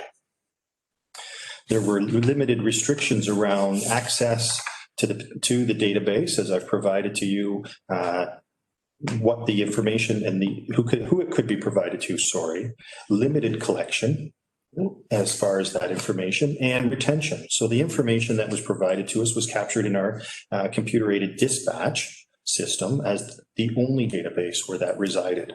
It's important to note that of all the queries that we were made during the time that we accessed the portal, only 16 returned as a COVID positive case. And I'm happy to report that on September the 11th, all 16 of those COVID positive status returns from our computer-aided dispatch system were purged, meaning they are non-retrievable from our CAD system now. So that is no longer available. Now, I would like to respond to the question about possible inappropriate queries made to the portal. There's some wording that we have seen that suggests that they were unauthorized queries or unauthorized access. I can assure you that everyone who has accessed the portal were authorized to do so. What it was provided to us were potentially inappropriate queries. The ministry flagged this as part of their auditing process. They would it had implemented a process by which they would determine, or at least flag, if you will, potential inappropriate queries. Such queries might be whether the last name of the dispatcher who was querying the portal was the same as the last name of the person who was being queried. And that was considered a flag in the event that the member was querying a family member or something of that nature. So another flag was any broad-based municipal level queries of the portal. And we did have situations where we do have that particular broad-based municipal level querying of the portal. Now, because these are potentially inappropriate queries, we did trigger a professional standards investigation to ensure that we have not breached the restrictions around the appropriate use of that portal, and that investigation is ongoing right now. It's also important to note that those queries, once brought to our attention, were brought by the London Police to the attention of the Information Privacy Commissioner. The reason that we did that is out of an abundance of caution that we hadn't inadvertently breached privacy rules. So we proactively took the step to ensure that the IPC were advised of these potential breaches, and we continue to work with the IPC to resolve their concerns, if any, in regard to that. Now, I will say that I would like to provide some information through you and to the public here with regard to the queries that were made by the London Police Service, specifically as referenced in the by the CCLA with regard in a press release with regard to 10,475 queries, recorded queries to the portal. That is a number that, although we were not aware of, and the reason not aware of it, I'll get into shortly, it is not necessarily surprising. And the reason that I say that is because the London Police Service is the 6th largest municipality in Ontario, one of the busiest during that particular period of time.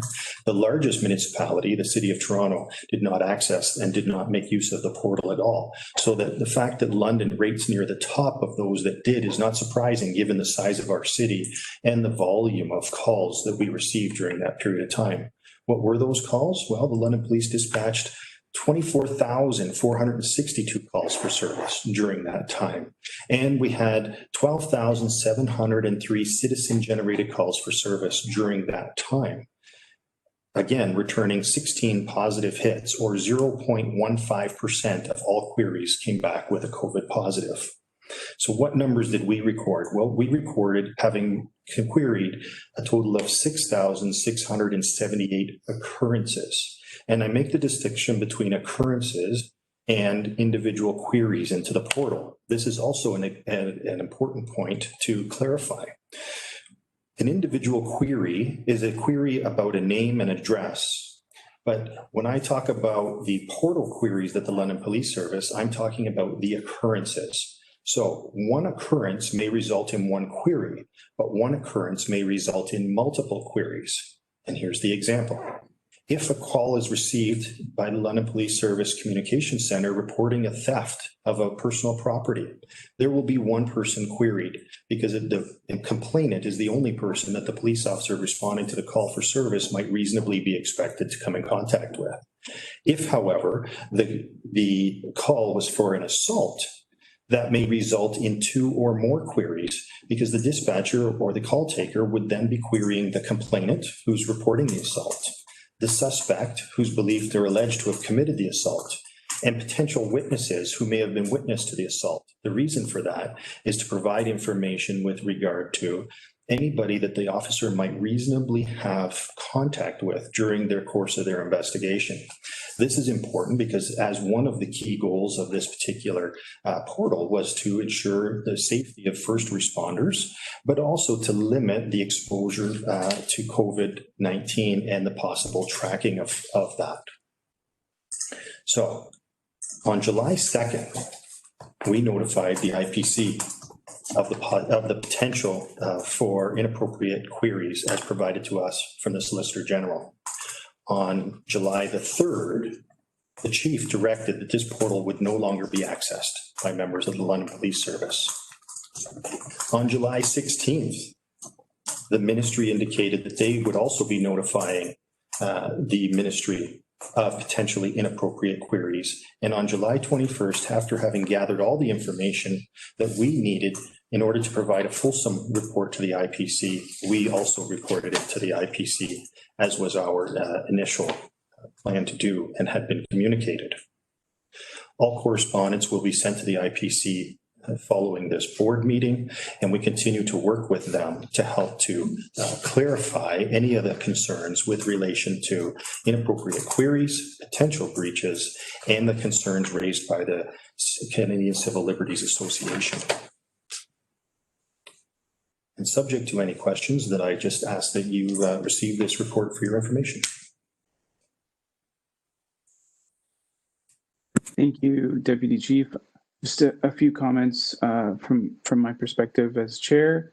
Just wanted to share with the public that the board did have concerns about the adverse impact of this emergency order when it was issued. We discussed this. We shared these concerns in a public letter.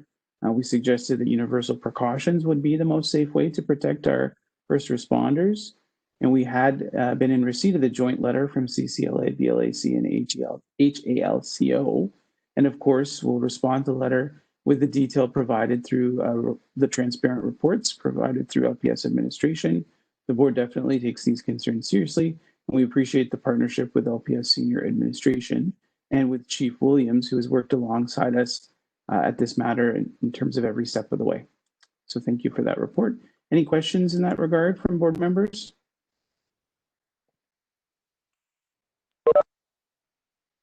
Can I get a motion to receive? Moved by Vice Chair, seconded by Mayor. All in favor? Carried. Thank you. All right, so we have a packed agenda, and I think Sorry, Javid, there's another motion that I did want to move in public session, if you don't mind, related to this Sure. matter. Yeah, my Apologies for not being quicker on the hand. That's okay. Go ahead. As at one point Deputy Chief Betts mentioned, there was a letter from various organizations, including the Canadian Civil Liberties Association, with some questions around the data, and I think we've now heard answers to some of those questions, and I do want to commend the quick response, the responsible response. I'd like to just move that we take that information that Deputy Chief Betts has provided to us to respond to those organizations, and we'll make that letter part of the public realm as well.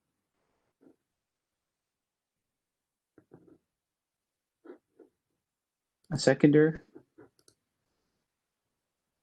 Deputy Mayor? All in favor? Thank you. Carried. Any other comments on the COVID portal issue? Okay, so I know we have several guests that have been very patient with us today, and I thank you for that patience.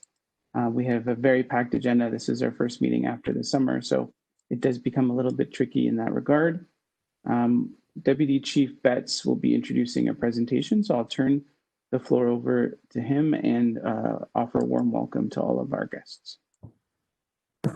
There we go. Thank you, Chair, and it's my pleasure to introduce you to somebody who I'm sure you have met previously, Superintendent Bill Chandler, Superintendent Corporate Services Division here at the London Police Service. And Bill has been a champion for our mental health response in the community and continues to work hard helping us to advance and enhance our capabilities in response in this way.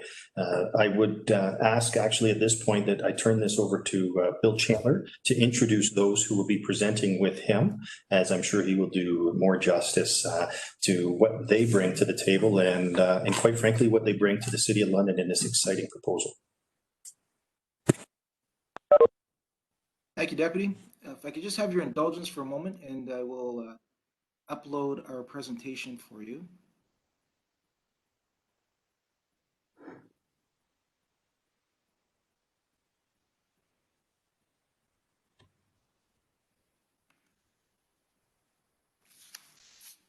Thank you.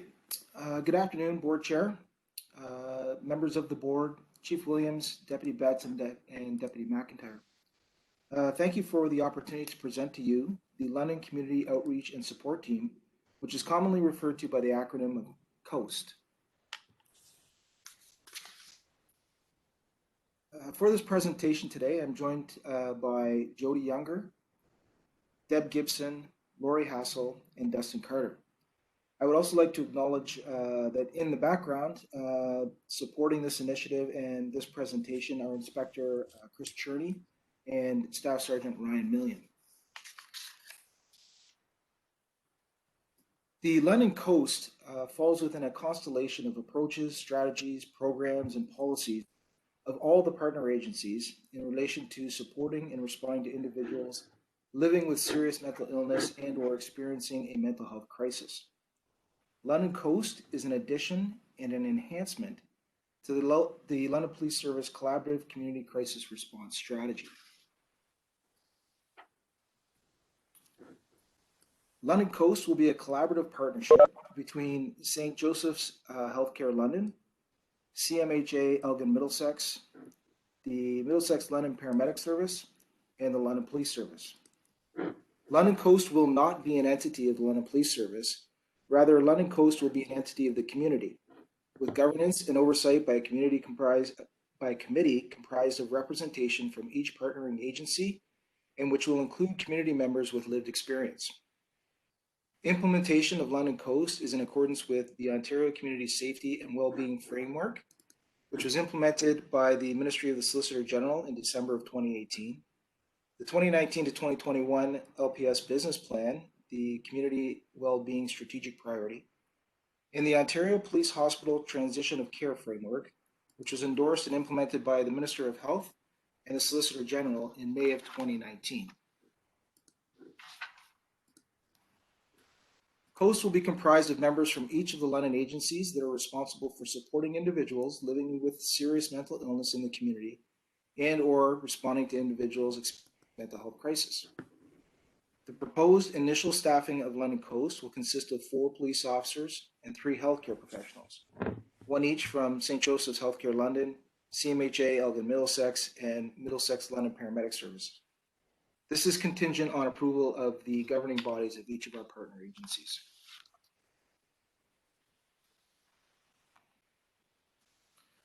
As I indicated earlier, London Coast is an addition and an enhancement to our current collaborative community crisis response strategy. London Coast does not replace the current London Police Service CMHA Elgin Middlesex Mobile Crisis Response Team model for high-risk crisis response. It should be noted that CMHA Elgin Middlesex Crisis Center and the Mobile Crisis Response Team provide a wide variety of non-police involved responses to individuals experiencing crisis, including MCRT responding without the police to individuals experiencing a lower risk mental health crisis. This is a comparison of COAST and police-involved Mobile Crisis Response Team responses. COAST and police-involved Mobile Crisis Response Team responses each provide for an appropriate response to individuals living with mental illness and or experiencing mental health crisis under certain circumstances. COAST partners a police officer together with a healthcare professional, whereas MCRT is a co-response model in which police attend the crisis call for service first and are met at the scene by a mental health crisis worker who attends when requested by police. COAST is led by healthcare and supported by police, whereas MCRT is led by police and supported by healthcare. COAST response is driven by the needs of the individual, whereas MCRT response is driven by the risk posed by the individual's behavior. COAST is therapeutic focused, whereas MCRT is enforcement centric. COAST is a secondary response and supportive to high risk crisis calls for service, whereas MCRT is the primary response to high risk crisis calls for service. And perhaps most importantly, COAST is proactive and preventative in nature, whereas MCRT is completely reactive in nature.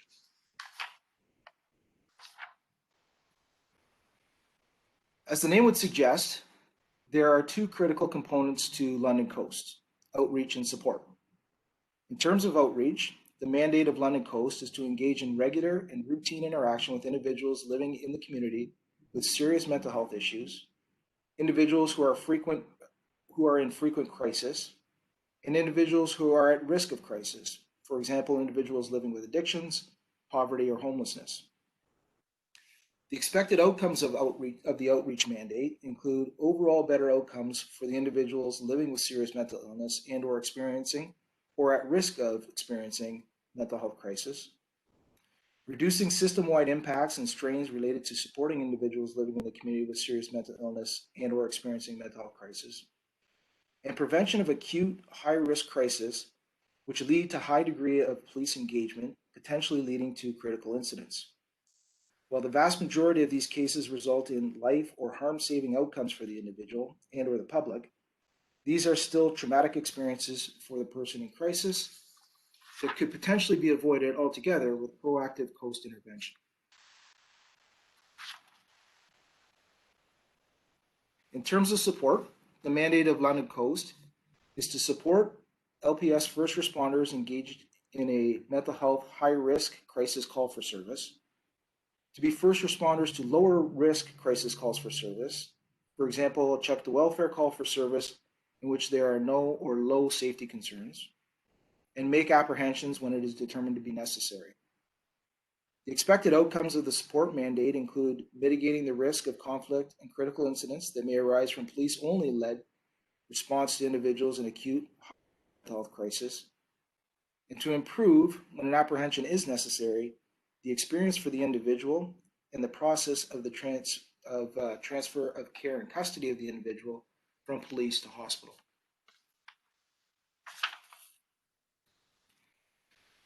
As noted earlier in the presentation, London Coast is not an entity of the London Police Service. Rather, London Police Service is a participating partner in London Coast, which is a community entity comprised of the community agencies responsible for supporting individuals living in the community with serious mental illness and or responding to individuals experiencing mental health crisis.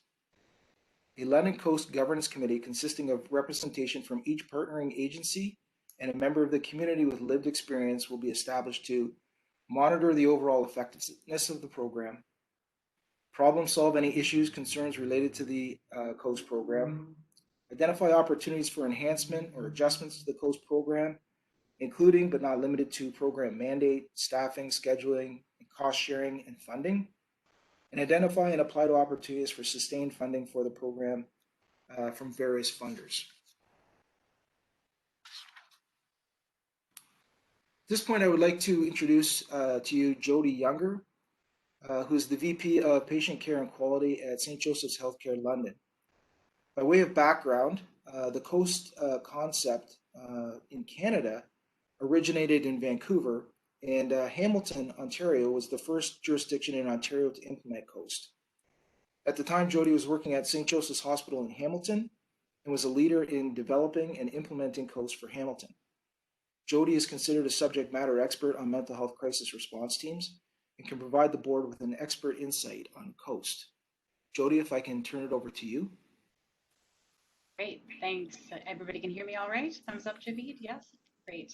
Thank you, Bill, for that introduction. And just to say that I've been with St. Joseph's London now for just a little over 3 years, but I had the good fortune to work with the former chief, John Perret, as part of the development of the police to hospital transition toolkit that was rolled out back in June of 2019. So I know that London has a rich history of working in partnership between police and health services. Coast is actually older than my experience with St. Joe's Hamilton, so I didn't birth it at all. It has been in existence for close to 25 years and came about, for those who don't know the history of the model in Ontario, as a result of a coroner's inquest into the death of 4-year-old Zachary Antidormi, who was unfortunately killed by a neighbor, an older woman who had been known to the community for some time as somebody experiencing pretty significant mental health issues. And at the time, the intention behind the coroner's recommendation was to create a structure whereby police and health services could work in better collaboration to improve how we interacted with individuals who are experiencing mental health issues. And that's what started Coast, and it was St. Joe's Hamilton that started it in partnership with Hamilton Police Services at the time. And over the years, over the decades, as that model has evolved, the continuum within Hamilton, and in fact that entire region, has really grown to have a full array of services from partners who, like in London, provide crisis housing through to social navigation, supporting sort of proactive engagement, all the way through to first responder 911 co-response models with mental health workers and police. So it really has filled in, and I had the pleasure of being the leader attached to some of that growth. Just to say as well, with respect to the model, the Coast model itself, it is a very highly validated and recognized model. Provincially, Justice Iacobucci talked about the Coast model in his report, Toronto Police Encounters with People in Crisis in 2014. Nationally, Terry Coleman and Dorothy Cotton in 2014 wrote a report for the Mental Health Commission of Canada called the Tempo Report on Police Interactions and People Living with Mental Health Problems. CBC included the Coast model and Mobile Crisis Rapid Response Team in 2015 documentary Hold Your Fire and the 2017 documentary Keeping Canada Safe. And internationally, it was recognized as a model by a researcher named Paula Reed with the Winston Churchill Memorial Trust in 2017 as part of her report on mental health and criminal justice, what we can learn from liaison and diversion in the US and Canada. So it's a very validated and referenced model to give comfort to folks for whom this might be a sort of new thinking, and certainly has had a lot of precedent as far as how we can evolve it. What we're proposing for London here today, perhaps the concept of Coast itself as a co-responder model with mental health providers being the lead is not in itself an innovation. But I think in the context of our current world right now, the innovation opportunity is to really fully flesh out and define what does a mental health lead look like with a co-partnering with police. How do we play that out and build that to be an even stronger model of care with our health providers? So I do believe there's real opportunity for London to help lead some of the discussion and dialogue as we work through this in our society. I just want to wrap up by saying that through my many years of experience in working in this co-response model and partnering with police, that there's many outcomes that have been tracked. I know that's going to be a key piece to what Bill is going to help talk about and build. But certainly, this is not an inclusive list, but I'd say the top sort of 5. Absolutely, we see improved resolution to mental health issues and engagement in a more proactive way. And what that means is less arrests, unnecessary arrests or apprehensions, less potential use of force, and less unnecessary trip and time in the emergency department. And I think we can all agree that those are good outcomes. We also see through co-partnership where police officers have the opportunity to learn from and witness mental health professionals using de-escalation techniques in the moment in the field and using mental health assessment techniques in the field, that the officers become upskilled in that as well, and that there becomes a diffusion of skill set as more officers have the opportunity to participate in that and learn. And then the last thing I would say is that all of this kind of work goes a long way to reducing stigma in mental illness. And, you know, sometimes the forgotten part of this conversation is that some of the biggest stigma is among our police officers themselves in reaching out for help. Our first responders experience many events where they may need support from a mental health perspective and often are the last to ask for help. And what's been an interesting side effect of this partnership is by creating partnerships and relationships with mental health professionals and police officers feel more comfortable and confident to speak up when they're struggling and they need assistance and connection to services too. So that's sort of a high level of many outcomes that have been tracked, and I'm happy to participate in any further conversation or questions on this as we finish up. Thank you, Jody. So just to continue with the presentation, and we'll open it up to some questions just shortly. Today is really just the starting point for a significant amount of work that will be required to launch London Coast. The target date to launch the London Coast team is for January of 2021.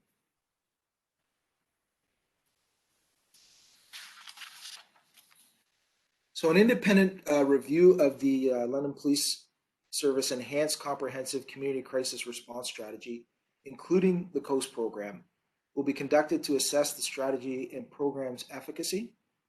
The program review and assessment report, including any related recommendations, will be provided by an independent reviewer in January of 2022. So thank you for your time this afternoon. I trust the presentation has been informative for the board and invite any questions that you may have in regards to the London Community Outreach and Support Team. Thank you so much, Superintendent Chandler.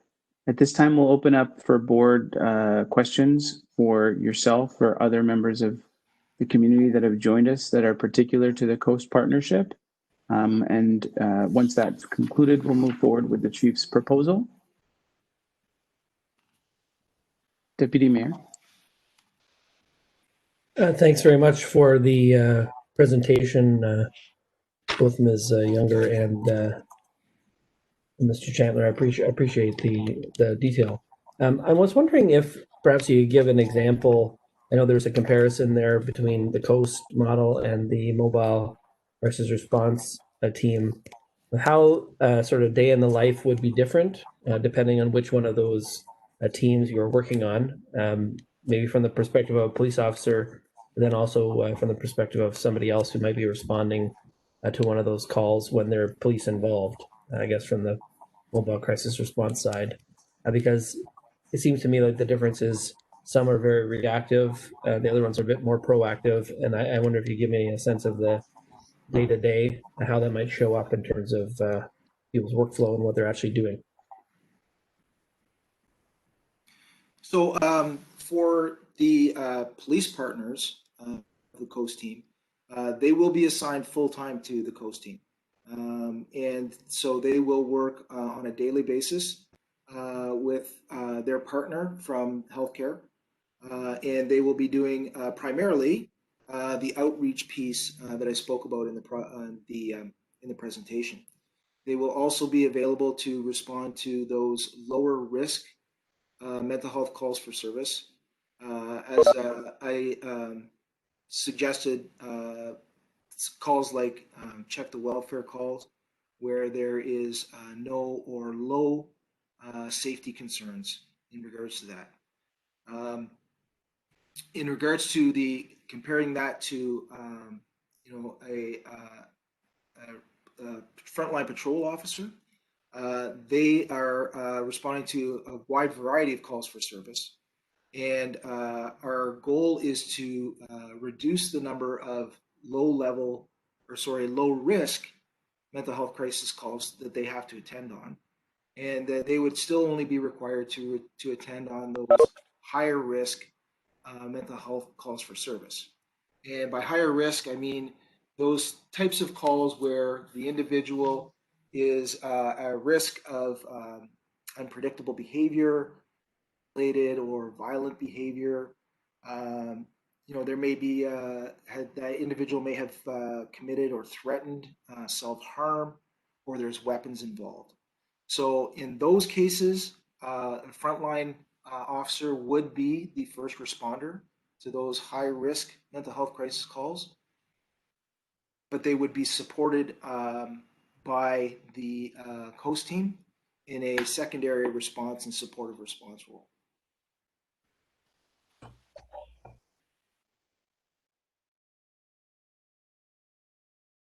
And I am the Director of Crisis at CMHA. And if I can just add a little bit in terms of our current crisis response team.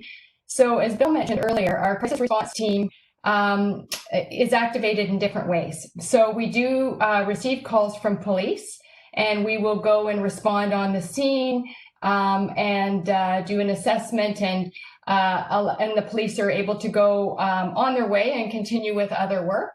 But we also respond to community calls, so calls from family members, calls. Yesterday we had a call from a high school, calls from employers, and where we go and respond on site with a team of 2 mental health workers.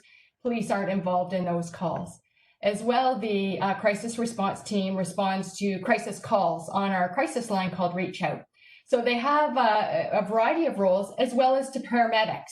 So paramedics can also activate our crisis response team. So at one time, we have at all 24 hours, we have our crisis response team working, but we only have one team of 2 members working together. So they could be, police may try to activate them, and they may be out on another call. They may be like yesterday at the high school, or responding to something else, or on another crisis call. So they aren't able to respond. This COAST team will be dedicated to responding to those police mental health calls. So there will be greater access and support, because I know from talking to Bill and the number of mental health calls that police receive, it's about 3,600 a year, which is a lot of calls. So we're just making a tiny dent in those right now. Adding this team on will be an enhancement, so we'll be able to better support some of those individuals in need. Also, currently, we aren't responding, the crisis response team, to welfare checks, or when an individual may be, say, formed by their family doctor, and police have to respond to support them to get to the hospital, or if they're on a community treatment order. This will be an enhancement, and really adding that therapeutic supportive component to have that mental health worker there when police have to attend under the Mental Health Act. Hope that's helpful. Thank you so much. So, and if I could maybe just circle back, Deputy Mayor, to your question about what would a coast officer look like compared to a frontline police officer? So, the role of the coast officer is very specific. The role that they are there to play is to support the healthcare workers. And their role is very specific to two things: safety and apprehensions when apprehensions are necessary, because only under the Mental Health Act, only a police officer can apprehend under the Mental Health Act. They are not, their role on the coast team will not be law enforcement whatsoever. They, there's concerns that if the police are there, they are going to be fulfilling a law enforcement role as well as a coast role. That will not be the case with our coast officers. They will not be, checking those individuals that they are engaged with. They won't be checking to see if there's warrants outstanding for them or arresting them on outstanding warrants. They won't be conducting criminal investigations or arresting or charging individuals for criminal investigations. That, their role is very specific to support the healthcare professionals on the coast team and not a law enforcement role at all. They will be working in plain clothes and they will be working in unmarked cars. Thanks very much, especially for that last little bit, because I think it's important for people to try and understand. If you haven't seen the coast model, I mean, it's operating in a bunch of different places, but if you haven't actually seen how it actually seems different, looks different than what I think people would normally associate with a police response of any kind, it just doesn't look the same way. I see Mr. Carter's on here from community paramedicine, and I try and sometimes explain it like it's sort of like community paramedicine instead of like the ambulance coming when you call 911, right? Like there's people who are proactively out there trying to check in on people and make sure things are good to avoid problems. And I think it's important to emphasize that part of it because it is a bit different from what people think of when they think of police response. So thanks very much for the context. Appreciate it. Thanks, Deputy Mayor. Councillor Cassidy. Thanks, Mr. Chair. So I have a couple of questions. So the crisis response team, this is kind of where there may continue to be some gaps here, because the crisis response team works 24 hours, but they're limited in their personnel. There's only two members. I don't assume that this, and I can't remember if it's in the report, but the coast model will not be a 24-hour operation. I wonder if Inspector Chandler can tell us how many hours a day.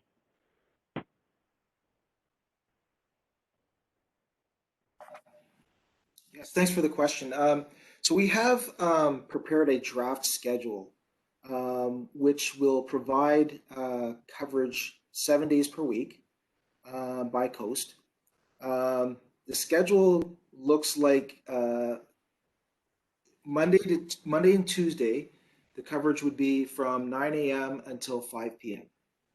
From Wednesday to Friday, the coverage would be from 9 a.m. till 4 a.m. And Saturday and Sunday, the coverage would be from 6 p.m. to 4 a.m. Now, explaining that with the caveat that the schedule is a draft and we will need to refine that, but that is the coverage that we are aiming for with the resources that we have available to us. So that would be 3 coast teams each comprised of 1 police officer and 1 healthcare professional. In order to get to a 24-hour coverage, we would estimate that we would probably need 3 more teams for that. Now, having said that, we don't believe as a group, we've talked about it, we don't believe that 24-hour coverage is actually necessary or the ideal coverage. That is because, between the hours of about 2 a.m. to 9 and 10 a.m., there isn't really a lot of work for a coast team to do. So if we were going to enhance the coverage, what our thought is at this time is that we would want to enhance the coverage between the hours of 11 a.m. and 1 a.m., which is the busiest time for these types of calls for service. And ideally, we would have multiple coast teams working during that period of time, because calls for service don't come one after the other. They tend to come in groups, in clusters. And also, they don't always come in the same geographical area of the city. So the ability to cover the entire city in a timely fashion. So there would have to be, a lot of more discussion and planning and looking at the data about when the calls come, when is the most appropriate time to have the coast team on duty. So that's a lot of further discussions that we have to have moving forward. Right. So just a follow-up, Mr. Chair, if that's okay. So of those 3,600 or so calls for service that's in the report, I know that we have to start somewhere, and we don't know what we don't know until this has been operating for a while. Do you think that of those 3,600, a large, what sort of percentage do you think would have been served under this coast model if it had been in place? Pardon. So again, 3,600 is a large number, and it depends on the availability of the team. I can tell you that on average, the London Police Service has had to apprehend individuals under the Mental Health Act. The average is 752 apprehensions a year over the past 3 years. Year to date, there's been 482 apprehensions. So right off the top, those calls in particular, I think would be, hopefully, depending on availability, Coast would be managing those calls for service. Above and beyond that, it would really be dependent on their availability. Mm-hmm. One final question, Mr. Chair. You mentioned that the officers would not be in uniform and they would be in unmarked cars. Would they still, I'm assuming they would still be armed, they would have all of their equipment, would they be wearing the Kevlar vests as well? So the first part of your question is yes, they are still police officers and they still would be fully armed. And the second part of your question is also yes, that they would wear the Kevlar vests, and our community partners would also be supplied with Kevlar vests. Now, what that looks like is still, we're still working through that. If you look at the coast teams across the province, what they have generally done is they have the exterior vest carriers, the same as our frontline officers wear today on the street. But rather than having them identified as police, they are very clearly and boldly identified as Coast rather than police. So that's one way to address it. The other thing that we've talked about is perhaps going back to the concealed body armor in the fashion that we did some years ago, where your body armor is actually worn underneath your clothing. So we would definitely need to turn our minds to what we want our Coast members to look like. And it's all about sort of de-escalating any concerns or issues that may arise from the individual when they see, the Coast team approaching them. We want to make them as warm and receptive as possible. Okay, thank you. And thank you for your presentation. Thank you, Councillor Cassidy. So I know that there are also some questions related to the Chief's proposal. So perhaps I'll turn it over to Chief Williams and we can consolidate all questions on the matter together. Chief Williams. Thank you, Chair. First off, thanks to Superintendent Chandler and all of our partners who attended today and participated and have worked with Superintendent Chandler for quite some time on this, more than a few months. Bill's been our mental health lead for quite some time. He's done a fantastic job, so thank you. So this is a really important proposal, and it's a really good, timely opportunity for not just the police service, but for the community and all of our partners. It's important for the police service. Obviously, you've heard that we attend the 3,600 health crisis calls annually, and by all accounts, it's probably on the upward trend. Between 700 and 800 apprehensions per year, and that often entails hospital stays or hospital waits for our officers in excess of 8 hours. So if we can free up our officers and provide a more comprehensive, proactive solution for individuals in need, then I think it's a great opportunity. It's obviously good for the taxpayer. And more importantly, it's important for those who suffer from mental illness and who find themselves in a health crisis, because we've heard just today, and there is some evidence suggesting better short-term and long-term outcomes for persons in crisis. So often what our officers are faced with is being reactive. We get the 911 call and we react. And it's the reactive calls that are the point of volatility, and quite often where somebody needs to be apprehended, or they're acting out, or our officers have to use of force or some type of conflict. And that's where problems present. That's where the flashpoint is. So if we can move towards a problem-oriented solution, being proactive and obviously de-escalating when we're faced with a situation that needs to be de-escalated. But as Superintendent Chandler pointed out, the advantage of this model is the proactive, preventative piece, where the teams visit individuals at a time to ensure they have the support and what they need, so they're not in crisis a week later or 2 weeks later. So we don't get the 911 call. I think that's crucial. De-escalation and prevention. So what I've set out in the memo is essentially how we can accomplish this. And granted, there's some details like shift plans and uniforms and the lack of uniforms. And all the finer operational details we'll work through. We're learning based on the expertise we have here today and what other police services and other communities have done. But I believe that we can fund a coast model, or whatever you want to call it, in this community. I do think it's important that it's a multi-agency response, and those agencies are here with us today, and there may be others. But we need to have a menu of options for people in crisis so that we can best assist. And I believe we can fund this, as I indicated in my report, through existing budget funds. And after 1 year, after fully implemented, we can evaluate whether the program is working and what the metrics are going to be that show that, and whether we need to expand or adjust.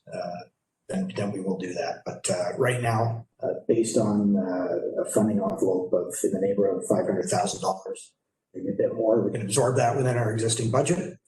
And I think it's worthy of the board's consideration. So subject to any questions. Thank you, Chief. So I'm just going to turn the chair over to Vice Chair Toth so I can speak to this. By all means, go ahead, Chair. Thanks. So I just wanted to take a moment to speak to this proposal. Many of you know me, my work and my background, and I can't tell you how much emotion I have when I know the experiences of many individuals, children, adults, parents in our community.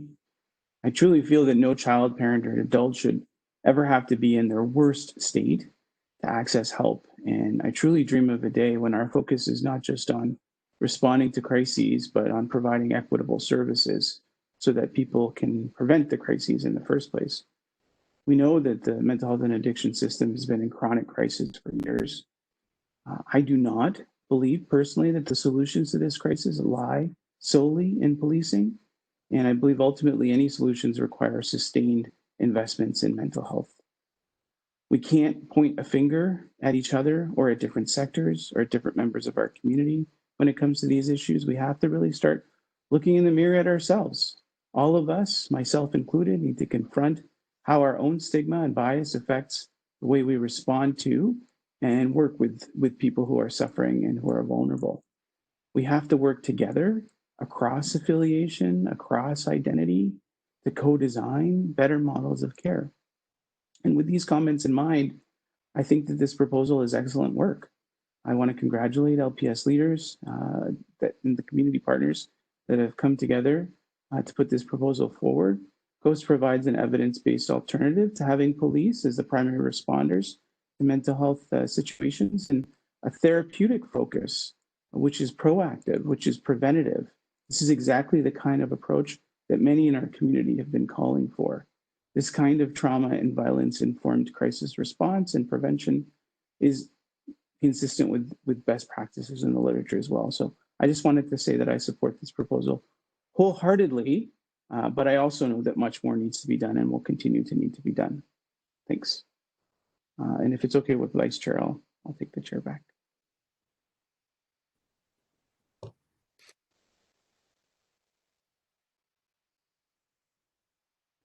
All right, so questions and comments, Councillor Cassidy.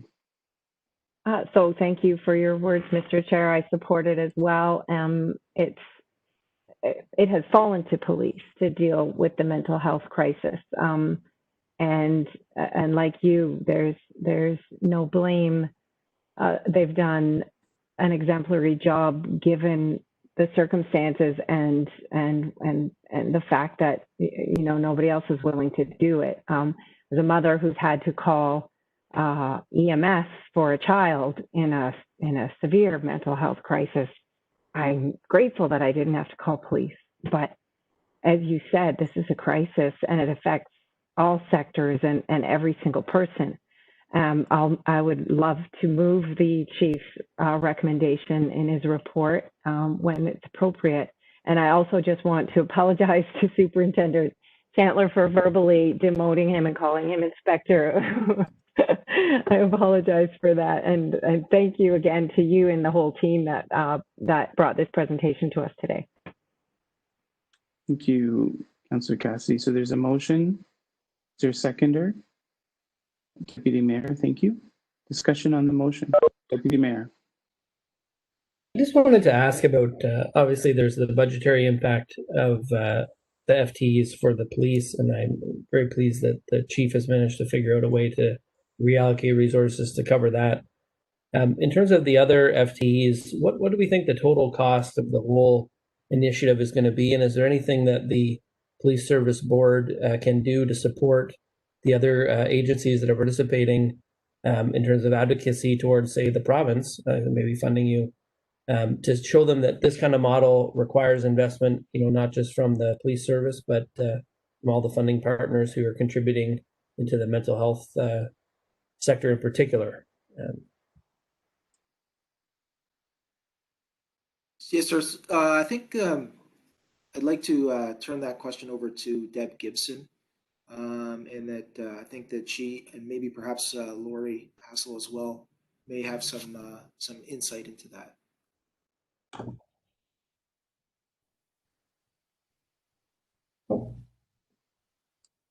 Thank you, Bill.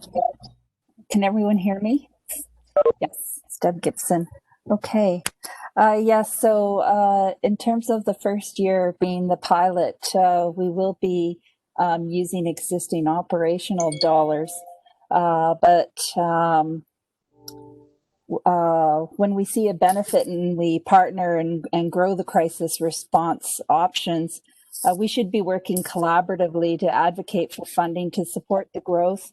And one strategy that Lori and I are exploring and have met with Ministry of Health representatives is to seek funding in the next fiscal. Mm-hmm. That was one option. Yes, so yes. Go ahead, Ms. Hassel. Oh, I was just, my apologies. I was just going to say, yes, the Ministry of Health is very interested in the fact that we're working on this project and has been very encouraging. They have already allocated their funding for this fiscal year, but they said that they would definitely be interested in looking closely next year, which is encouraging to us because we are, just as LPS is looking at, we're pulling from our internal resources, which, creates some challenges, but we're really committed to this project. And I think that's why we all did agree to do that. But I think what we would like to see is at the end of this is to have sustainable ongoing funding. So we are committed to searching that out. And just to quickly add on to say that, as everybody's quite aware, our health system's going under a lot of reform, and part of that reform included creation of the Centre of Excellence for Mental Health and Addictions for Ontario.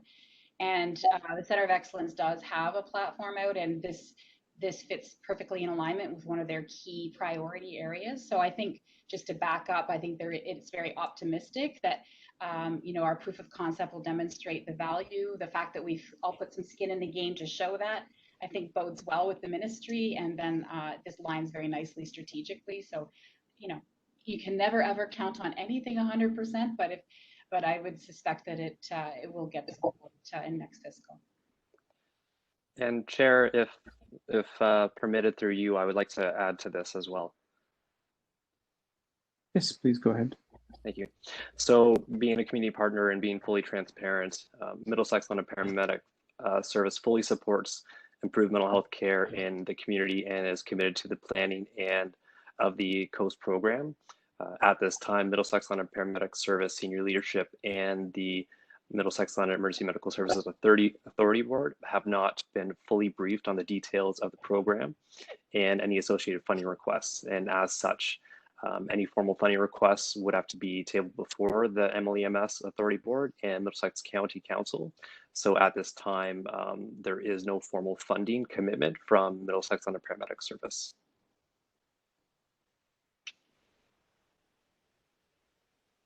Mr. Lang, did you have a question? More of a comment, Chair. Because of the structure, this is a collaboration, a community collaboration. I believe it opens up lots of opportunity for funding. You'll note that just recently, the city of Woodstock was provided a grant from United Way for a mental health initiative in Woodstock, and I think the approach that the LPS has taken with this project being a collaborative, community-based project, I think it's going to speak volumes for opportunities for funding going forward. Secondly, I'd just like to congratulate the team at LPS, particularly Superintendent Bill. You've done an amazing job in spearheading mental health initiatives in this organization for years, and I'm so happy that you have something you can put your initials on. And I think this is an outstanding project moving forward. I certainly will be supporting this wholeheartedly. Thank you. Any other comments or questions before we call this to question? All right, all in favor?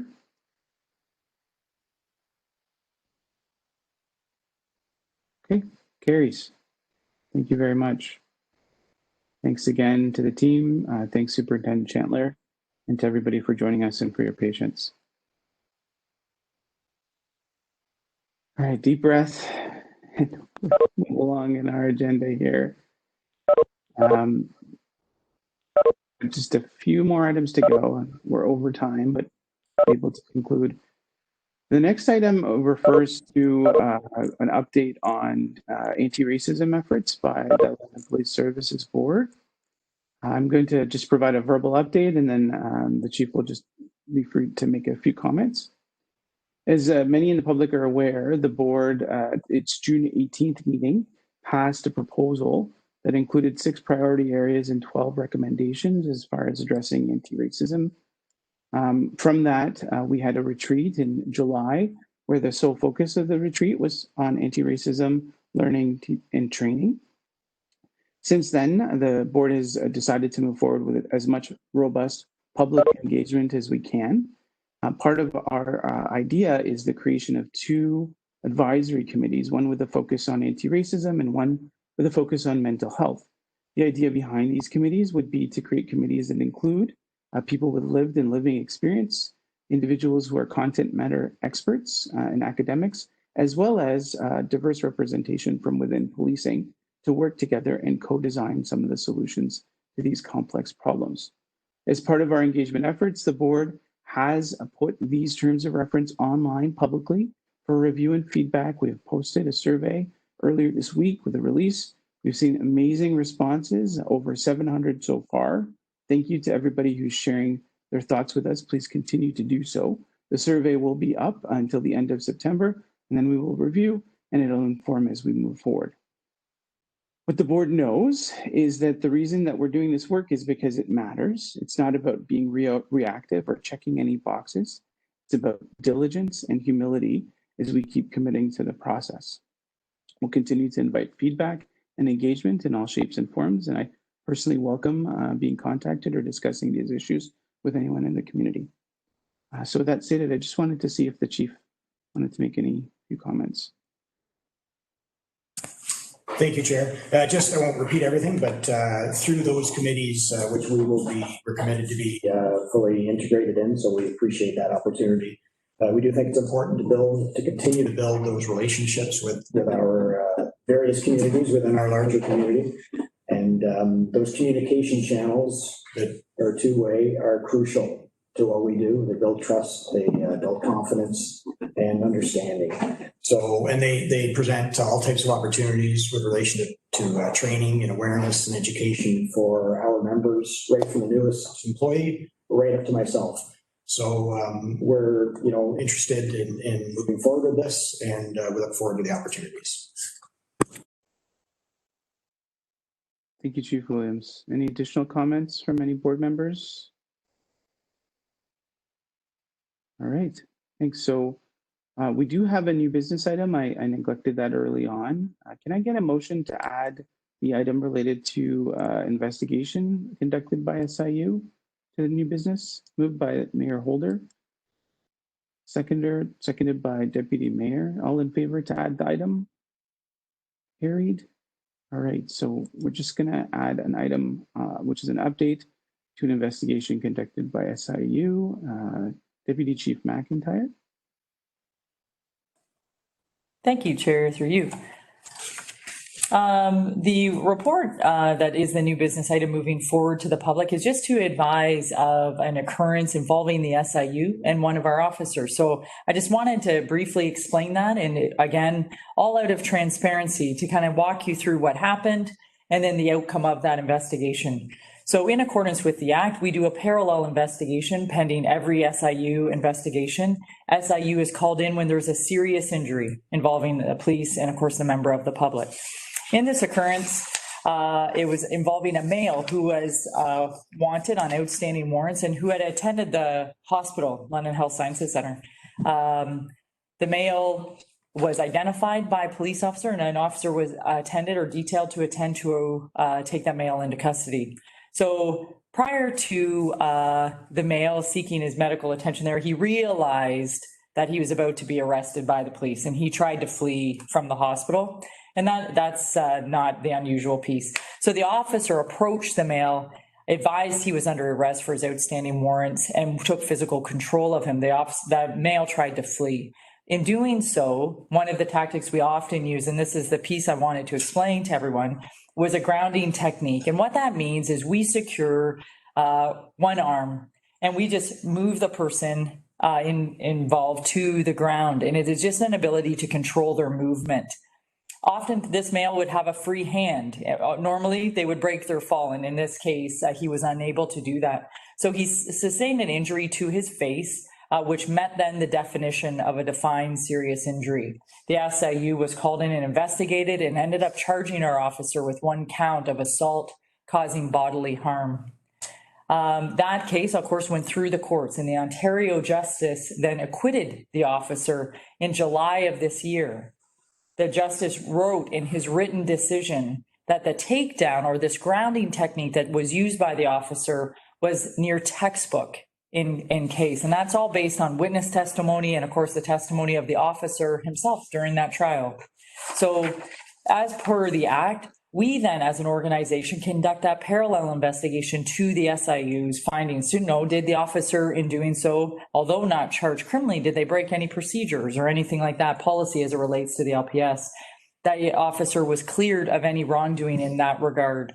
And so I bring that to your attention just to, one, again, be fully transparent and public. Every decision made by the SIU is posted on their website. So what I share with you is not new, but I felt as though it was important to kind of outline that technique and really give a kind of some context to what happened in that regard.